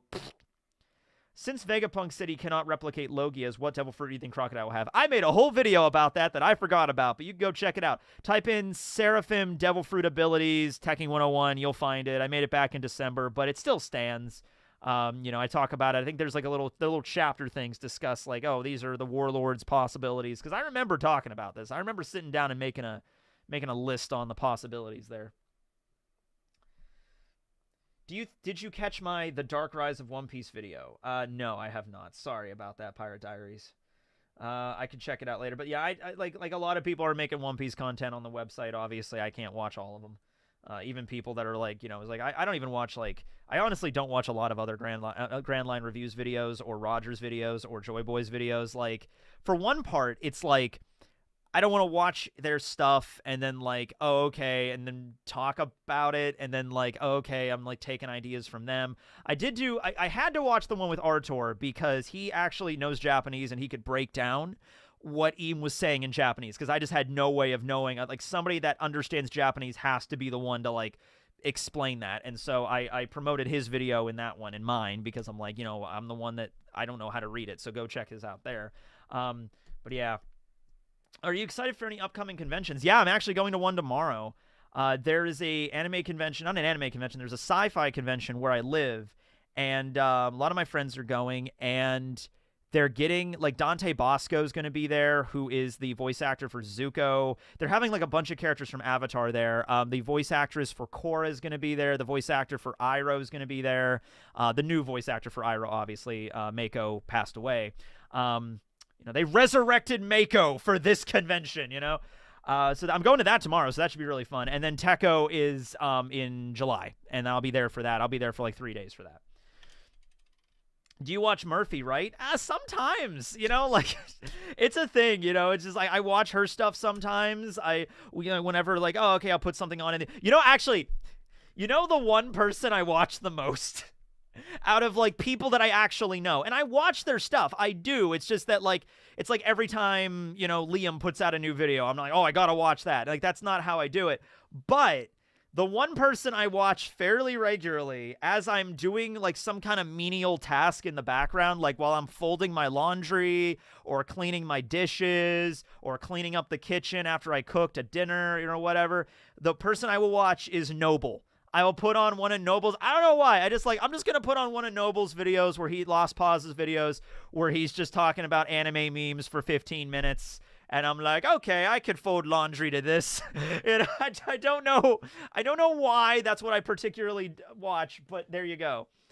Bro watches himself. I do watch myself. Occasionally I will like pull up a video and be like, all right, how did my performance go in this video? How did I, how can I improve my diction and the way that I present and stuff like that? I will do that from time to time. Lost Pause, good choice, yes. Noble YouTube channel name. That's Lost Pause, but his name is Noble. He's part of our One Piece D&D group. Yeah.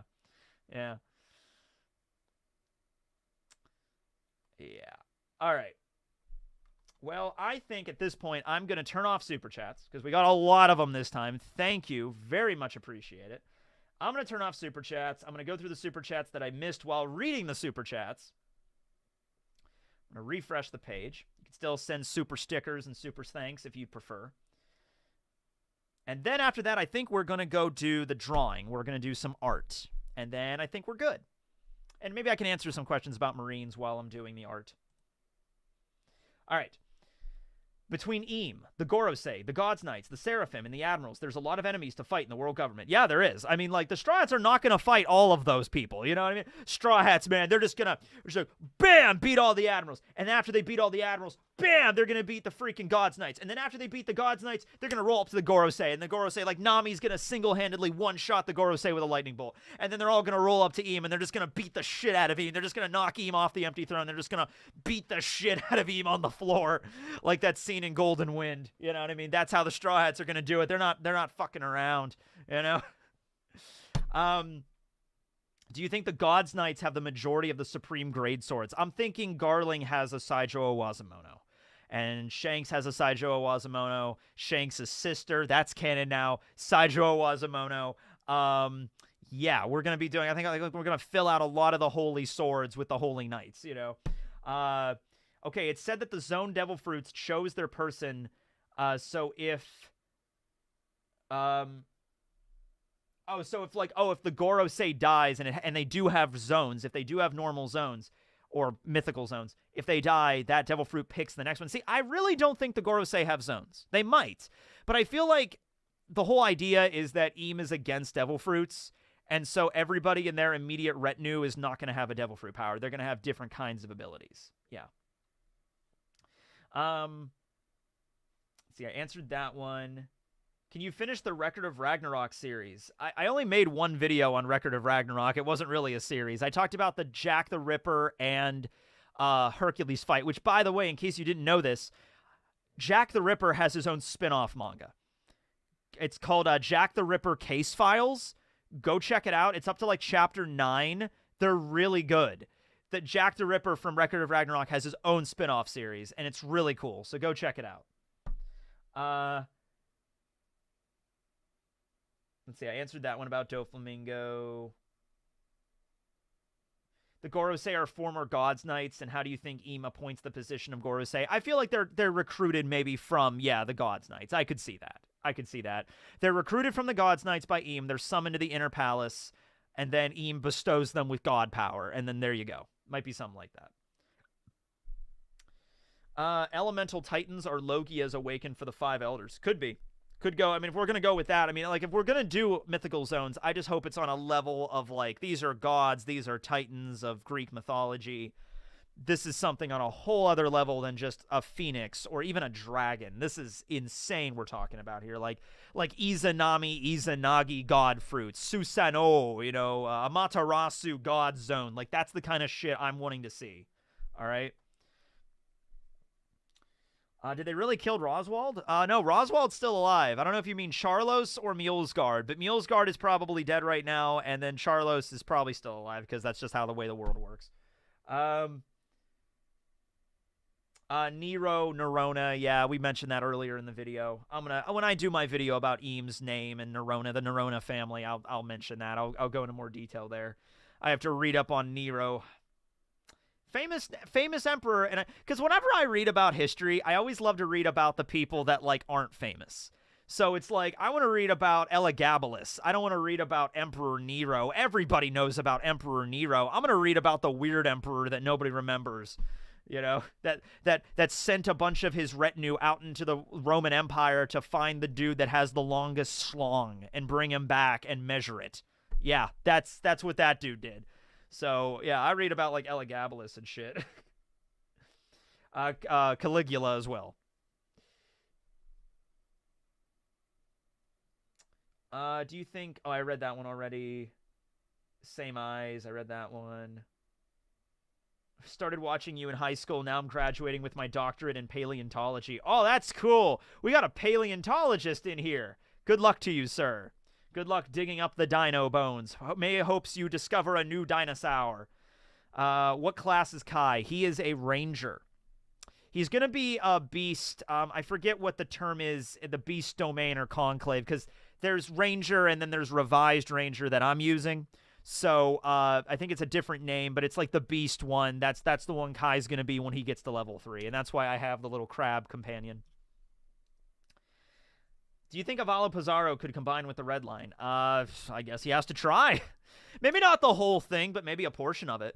He could travel through it, I think, certainly. Do you think the world government hunted the 3 eyes to extinction? Oh, yeah, I think they did. I think they tried to hunt anybody that could read anything about the Void Century or the Poneglyphs and eliminate them. They've had 800 years to do this, too.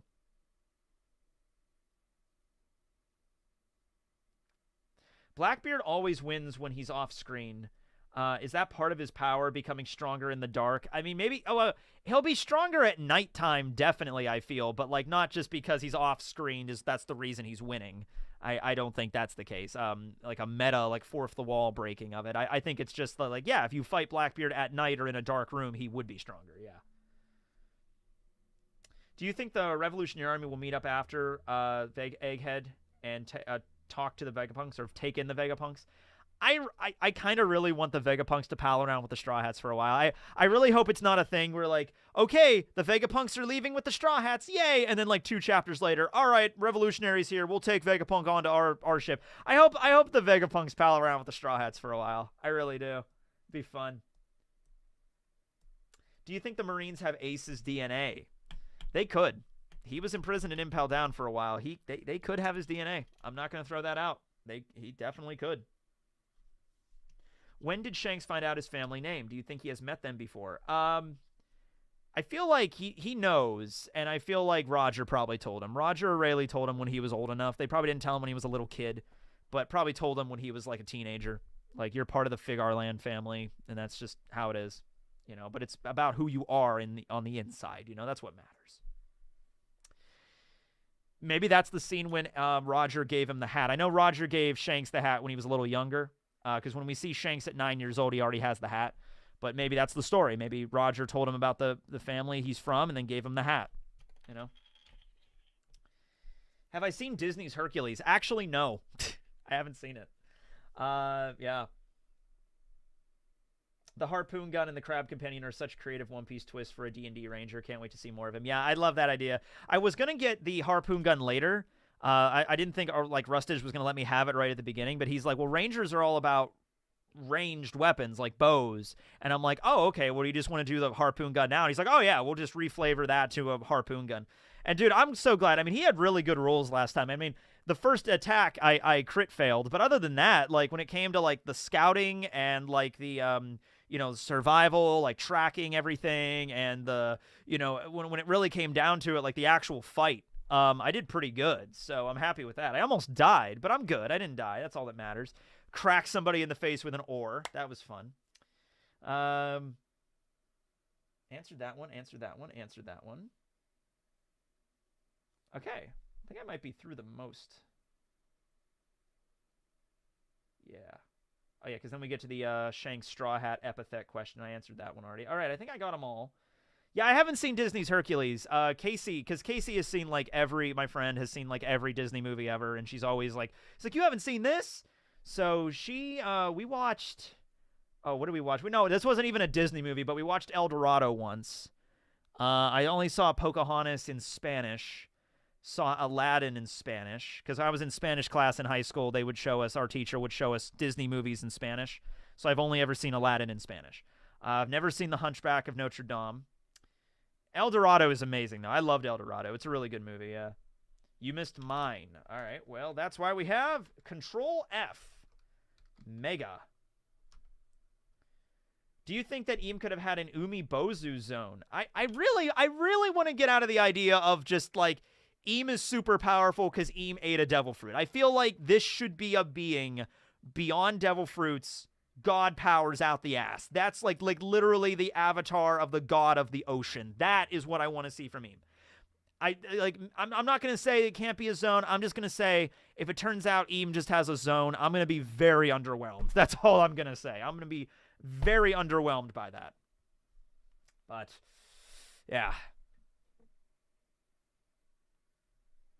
Which of the 5 elders smell the worst? I don't know, man. Like, the warrior god of Shepherd, he's the god of agriculture, so maybe he's off in the fields with the manure all the time, maybe. I don't know.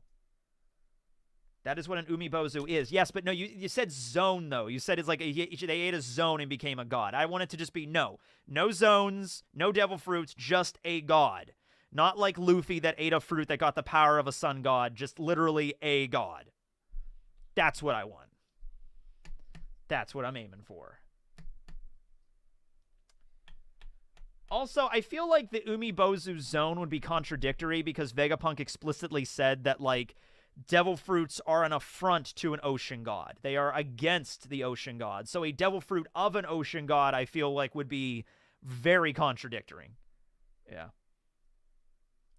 Yeah. That smells not pleasant. Although, I gotta say, I grew up on a farm. I didn't grow up on a farm, but I grew up around farms, like, all the time. You know what I mean? And so, I'm like, you live out in the country, it's like it doesn't really bother you. You know, because, like, you go to the county fair, and it just smells like, you know, you're walking around where the cows are, and it just smells like manure. It's not like, she's like, oh, my God, that's disgusting. It's just like, yep, it smells like the country right there. Just because I've been around it my whole life. Yeah. Maybe if you city slickers came to visit, you'd be like, oh, my God, this stinks. I'm like, yeah, well, welcome to the country. I don't know what to tell you. Here we are. Here we are. Yeah. All right, I think I might have gotten them all. Anybody else I forget, and then I can search you up on here? Rockstar is the rad boy. Yeah, like joy boy, sad boy, rad boy, Rockstar. Yeah. Something else that doesn't bother me that much, skunk spray. I've never been sprayed by a skunk, thankfully, but, like, if I'm ever driving and I smell like a skunk, it's not like a, oh, God, it's horrible. It's just like, oh, that's certainly a skunk over there, yeah. Yep. Yeah, now the fish smell does get me. If I'm, like, you know, fishing and like you get a fish and that does kind of I don't really like that smell too much. But if you lived in a coastal town like Kai, if you grew up in a fishing village, then it would not bother you all too much. Yeah. Maybe you didn't miss me. All D blue. All right, I'll look that up.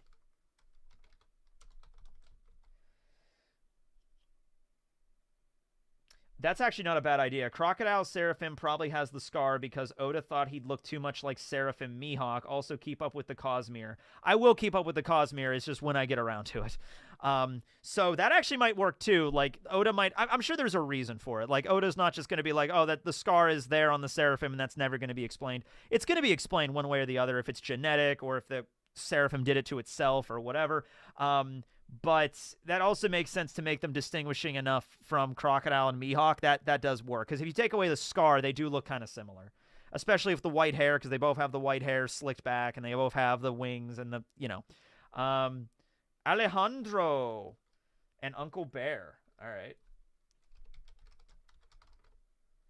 We have an immortality surgery. Do you think there is a reverse surgery, a removal of immortal surgery? How do you defeat a person with immortality? So, it's important to mention that the Op-Op fruit does not grant you immortality. It grants you eternal youth. There's a difference. There's a big difference there. Eternal youth means you have eternal youth. Means your body does not age, and if left to your own devices, you will never die. You will never have to worry about dying of natural causes or age. Let's say you're like, I'm 30, I eat the fruit, or I have the surgery performed on me, I am 30 forever. A lot of medical conditions that lead to death, because death of old age is not a thing. It has to be something specific, but it leads to that. Old age, natural causes will lead you to have a failing heart or failing lungs or cancer or a stroke or something like that because you're getting older. So if you stay permanently 30, then, you know, you're there, so you could still be killed. And I also feel like, you know, you could just cut their head off or burn them or blow them up. I don't think if you blew up the user of the immortality operation, it would, like, pull your body back together like the werewolf in Monster Squad or anything like that. So I feel like you could still kill them. It's just they're immortal. Now, if somebody really, really powerful, like if, let's say, you know, like an admiral, like let's say a Kizaru had the immortal operation put on him. Now you have an immortal, super strong Logia user. That's going to be tough to deal with, all right? Yeah, that's going to be tough to deal with.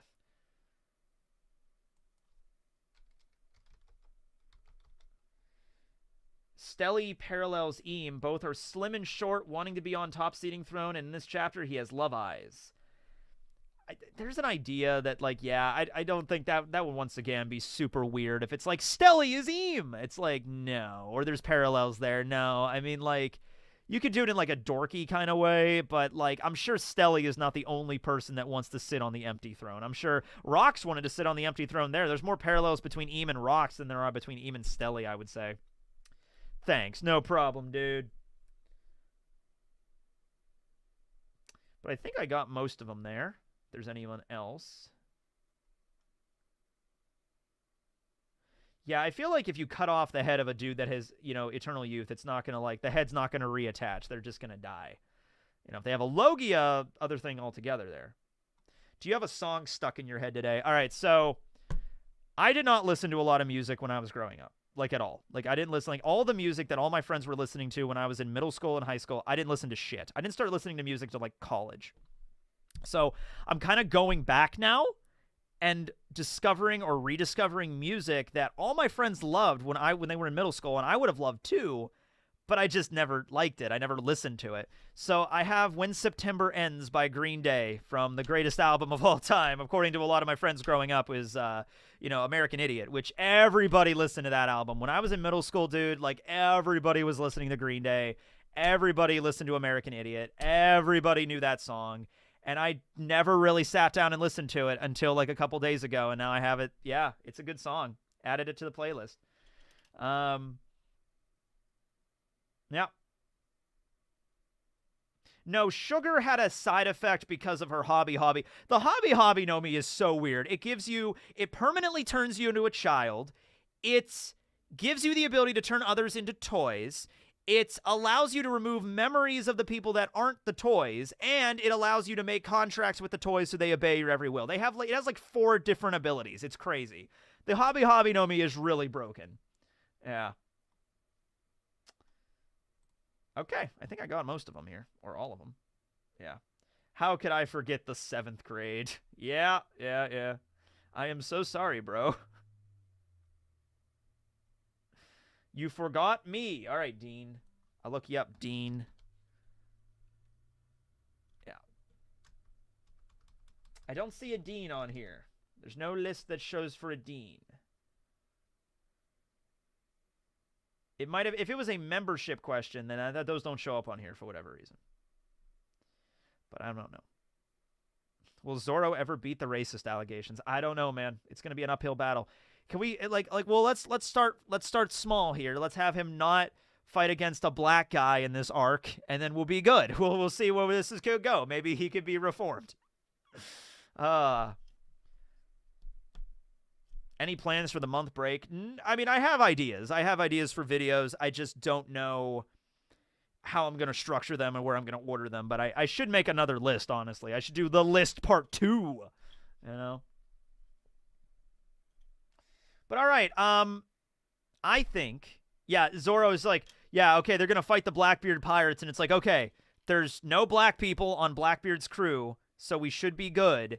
And then Zorro's like, I'm fighting Blackbeard. It's like, oh, come on. Come on now. Yeah. Power scaling video. Oh, the next video is probably going to be about Garling. Yeah, I think I'm going to talk about Garling first. I have a lot of stuff to say about him. I think the next video is going to be about him. I don't know if I'm going to get that up tomorrow, though, because the convention's tomorrow. I'll maybe get that done in the morning, and then I could get it done maybe after if I have to finish anything. I don't know. Yeah. See how it goes there. All right. I think we're ready to do art. We're ready to do some art. So what are some ideas for the drawing, for this drawing of this week? Last week was this beautiful Enaru drawing that I will give out when I go to an anime convention this summer. But what's next? What's the next thing that I'm going to draw? There's another blank sheet of paper. Dr. Hiraluk, Foxy. Try to pick like a single character. Don't try to pick like a scene.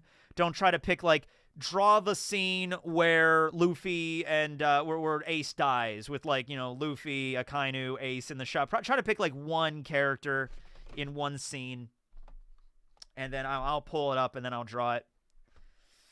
Let's see what we got here. A lot of people are telling me to draw Foxy.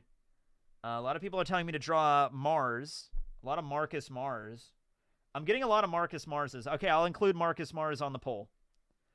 Marcus Mars, Foxy. I'm getting lots of Foxies. Oh my god, there's so many. I mean, I'm gonna do more of the. I'll try to do this once a week if I can. So we'll space them out, but there'll be other actions. Perona's reaction to Usopp. I actually really like that. Perona's fun. I'm gonna put that on there. And then one more. Let's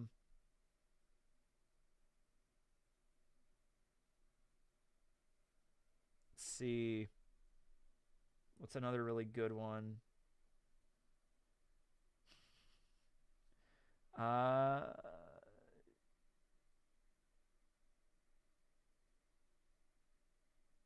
And also something that I could find relatively easily on, like, I could just search for it and find it.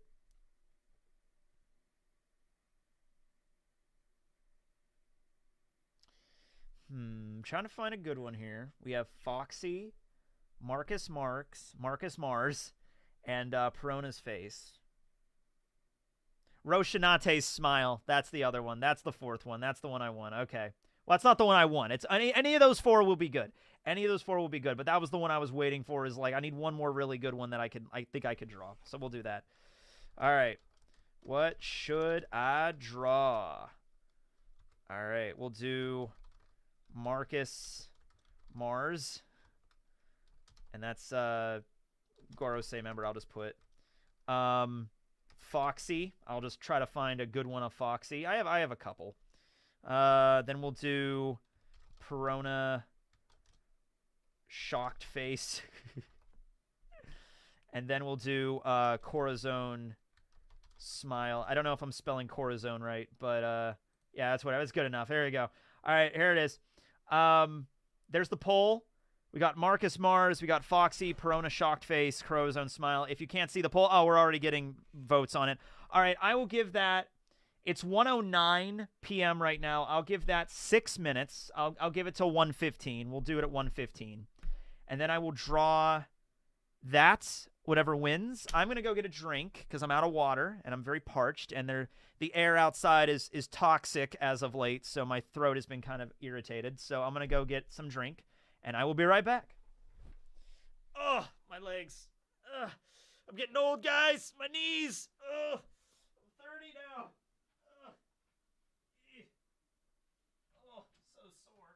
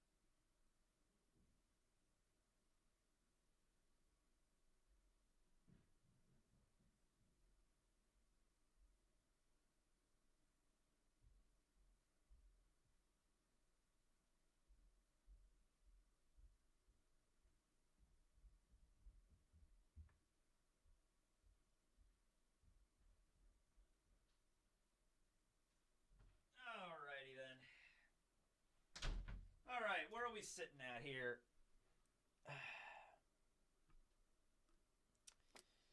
Whoa, almost knocked over my tea. Oh, all right.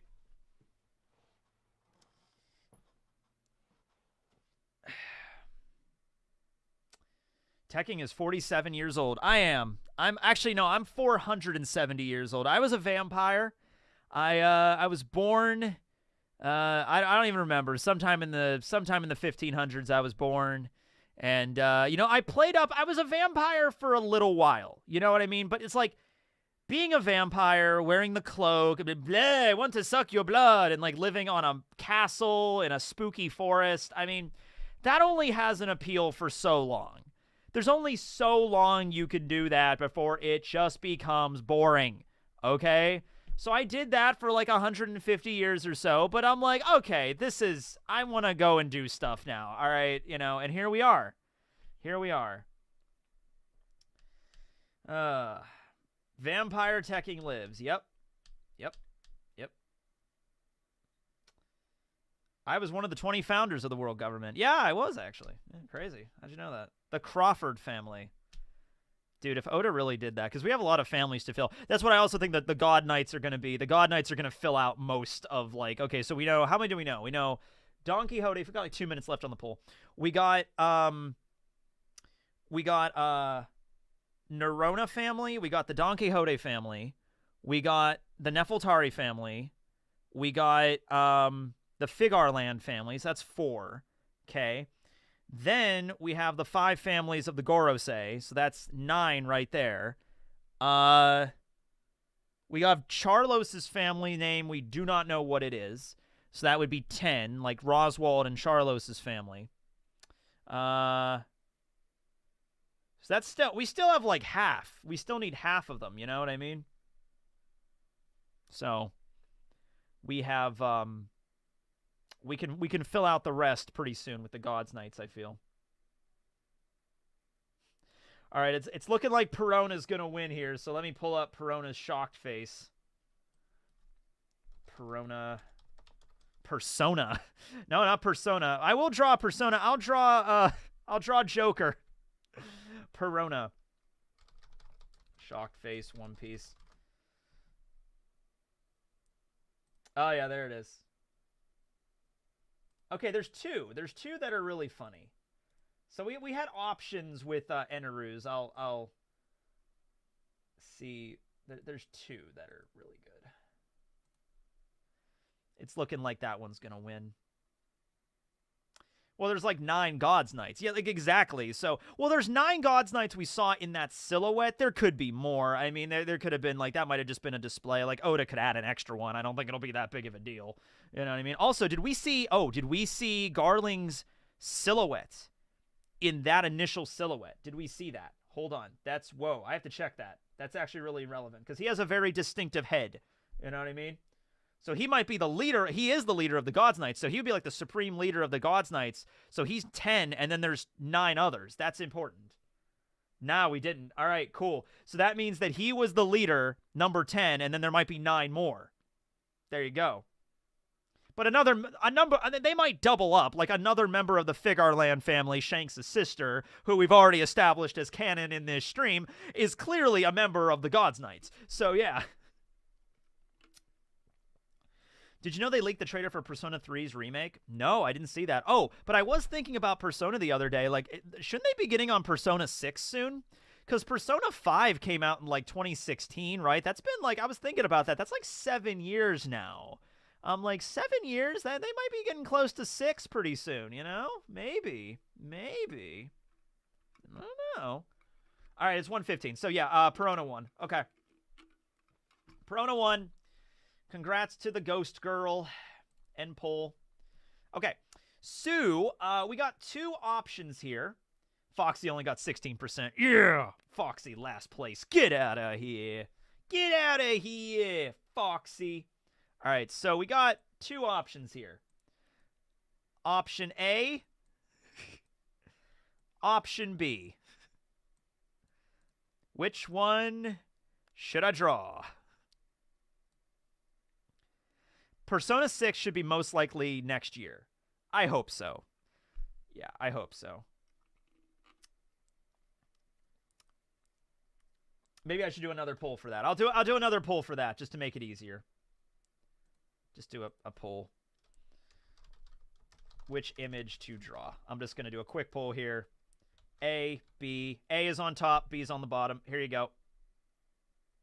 Okay, there you go. You vote for that. I have the power of the polls. We should just decide the president through a YouTube poll. There you go. Easy. Oh wow, lots of B's. All right, well I'll give it like a minute. I'll give it until 118, but actually I don't know. B's looking like winning a lot. Holy shit. B really. Okay, all right. I guess we're doing B. We're doing B. There's no point. There's no way. It's 70%. All right, we're doing B. Okay.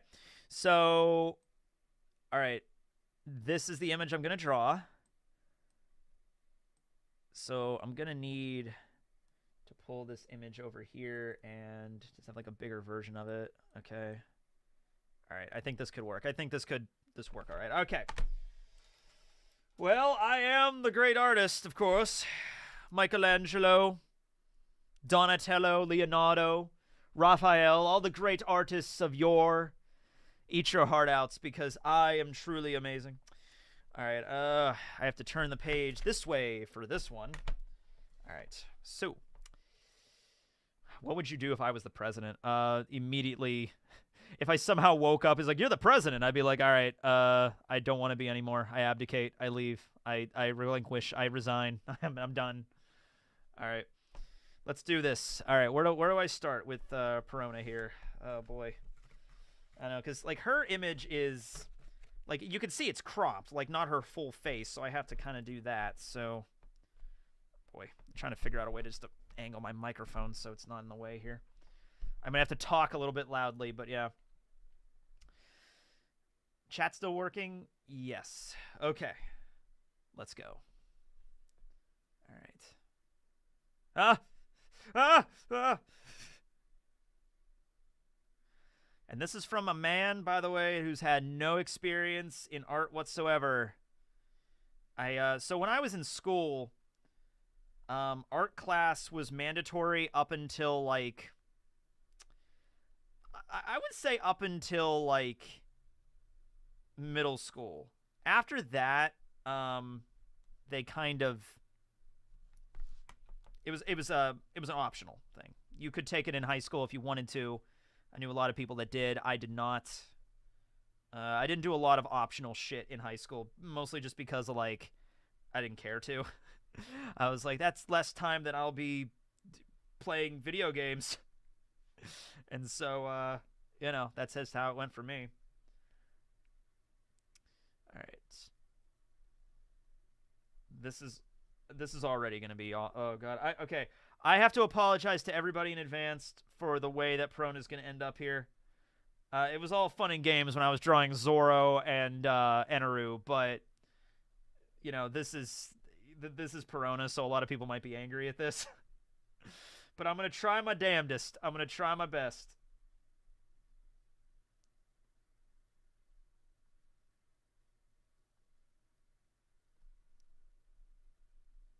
Okay.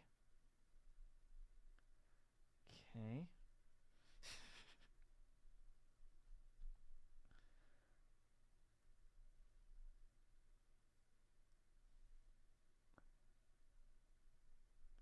Perona's hair is going to be a problem here. I can already tell. But I can figure this out. Yeah.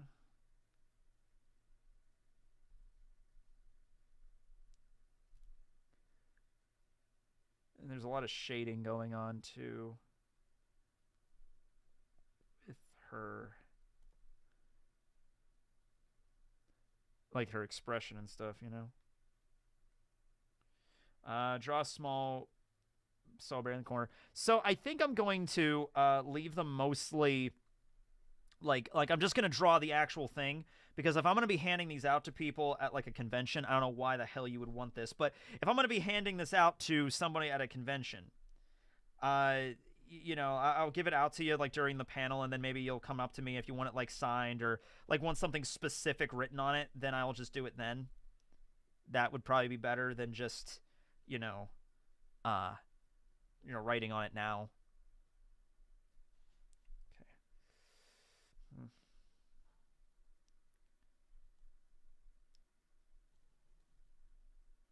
Okay.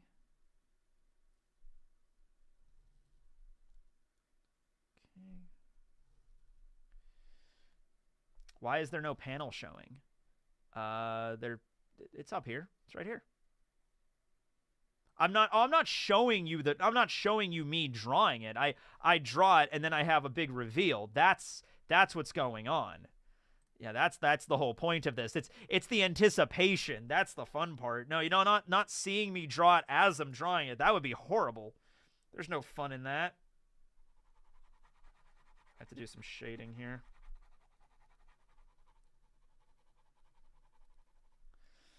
Oh, yes, look at me as an artist doing shading. Oh, yes, I'm so professional. Yes. So professional.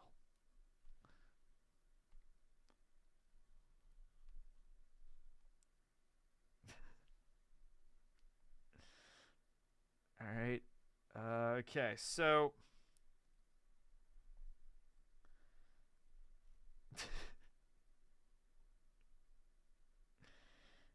Although, I have to say, every time I do these, I'll usually get a reaction of like, that wasn't as bad as I thought it would be. And I'm like, no, it's worse.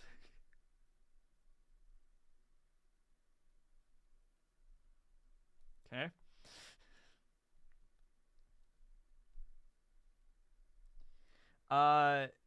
Shading is actually easy. No, I feel like as a master artist that I really am, I feel like shading is the most difficult part of any work, really. Shading is the most difficult, in my opinion, as a humble artist, of course, is the greatest artist of all time.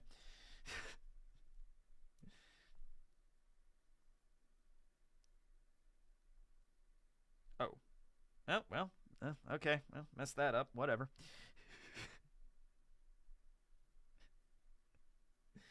I just realized these could be really good like creepy pastas.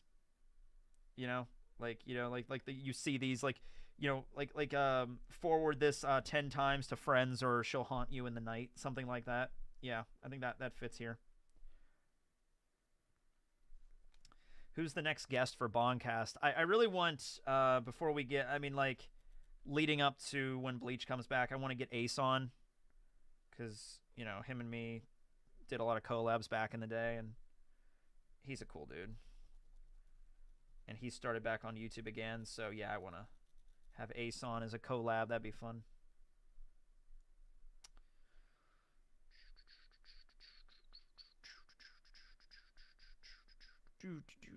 Drawing. Barry is the last road poneglyph. He really is. He really is. Okay. Try not to mess this part up here.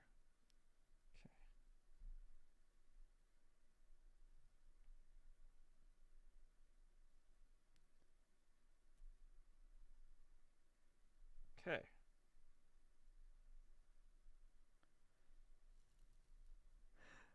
All right. Sure. All right, sure. Yeah, okay.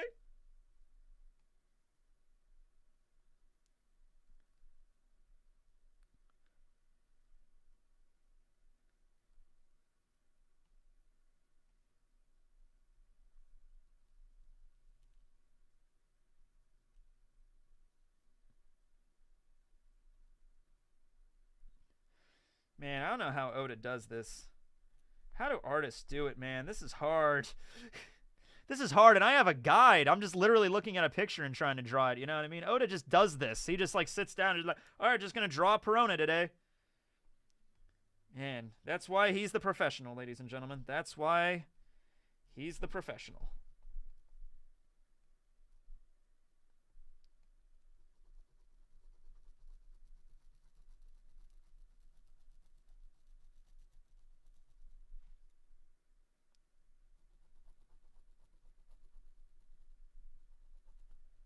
Is today Friday or Saturday? No, today's Friday.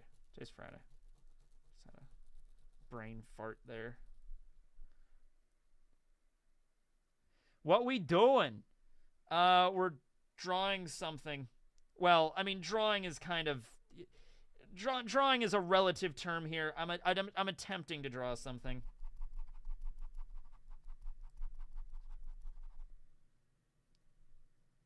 Okay.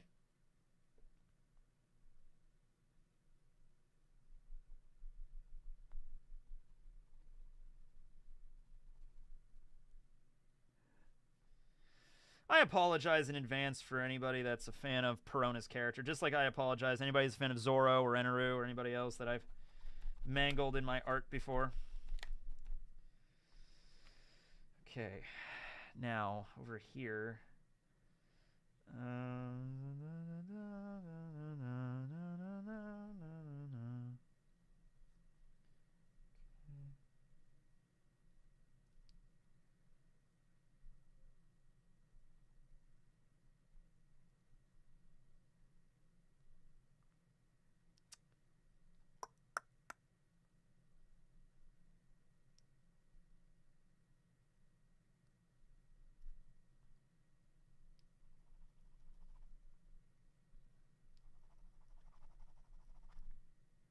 Okay. That part actually doesn't look that bad, honestly. I've seen worse there. Oh, okay. I gotta do that then. So the problem is, like, it's like not her whole face. It's like cropped at a certain angle, so it's gonna just like end. But yeah, try my best here. Maybe a little bit further back on that.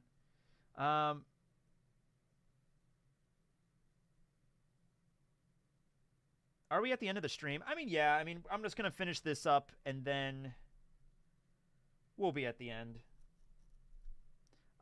Any other questions? Somebody give me a question. I don't know. Somebody give me... We can talk about Marines. Somebody can talk about Marines if anybody has any Marine questions. And then I will attempt to answer them. Nothing that's, like, too spoiler-ish, but yeah. I can answer. What inspired Kai? So it was pretty obvious it was Mako Tsunami. I don't know why. I think I was just watching a Yu-Gi-Oh! Based video, and I always liked Mako's character, and I was like, oh, okay, I'm going to make a fisherman. Make a fisherman guy. And so gave the design to Keiru, and then we talked about it. It went over some design ideas with Rustage. His backstory was originally very, very basic, very standard kind of, like, pirates attacked my home island, and now I hate pirates, and... Basically, Rustage told me that, like, everybody else has, like, a similar backstory, and I was like, okay, we need to think of something different. So, pirates did not attack his hometown, and his parents are still alive, so there you go. There's that, at least. Yeah. He has an uncle that's in the Marines. That's going to be relevant later. Yeah. But, yeah, that's his character.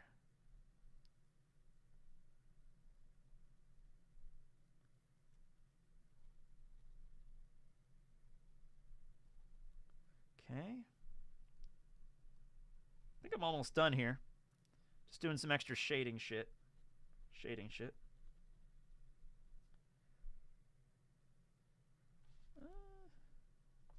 Yeah, I'll just make this all over here just to get more detail.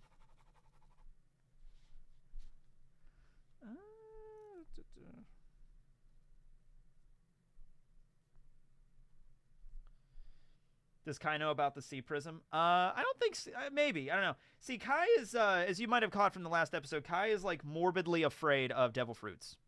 And that's not something I want to review here. I want to reveal here. That will be revealed in the story. But yeah, Kai is terrified around devil fruits, and as it seems, most regular kind of fruits as well. Like, you know, Damien gave him a lollipop. It's like, it's cherry flavor. And it's like, ah, cherries. So there's that. That will be explained as well. Okay, I hesitate to say, but I think we're done. I mean, I can add a little bit more detail into things, but, you know, yeah, it's just kind of, like I said, just because of the way it's cropped, it's going to be a little weird. But, okay, is everybody ready for the big reveal? Everybody ready for the big reveal? I actually don't know how to feel about this one. I really don't. I don't think I botched this one as bad as Enaru's, but it might be the same. It might be on the same level. Yeah. All right, here we go. Oh, wait. One more thing I have to add. I didn't even notice that in the... she's kind of sweating in the scene. I didn't even notice that. All right, I'll add a little bit of that. Okay, here we go. The big reveal. I'll go full screen for this.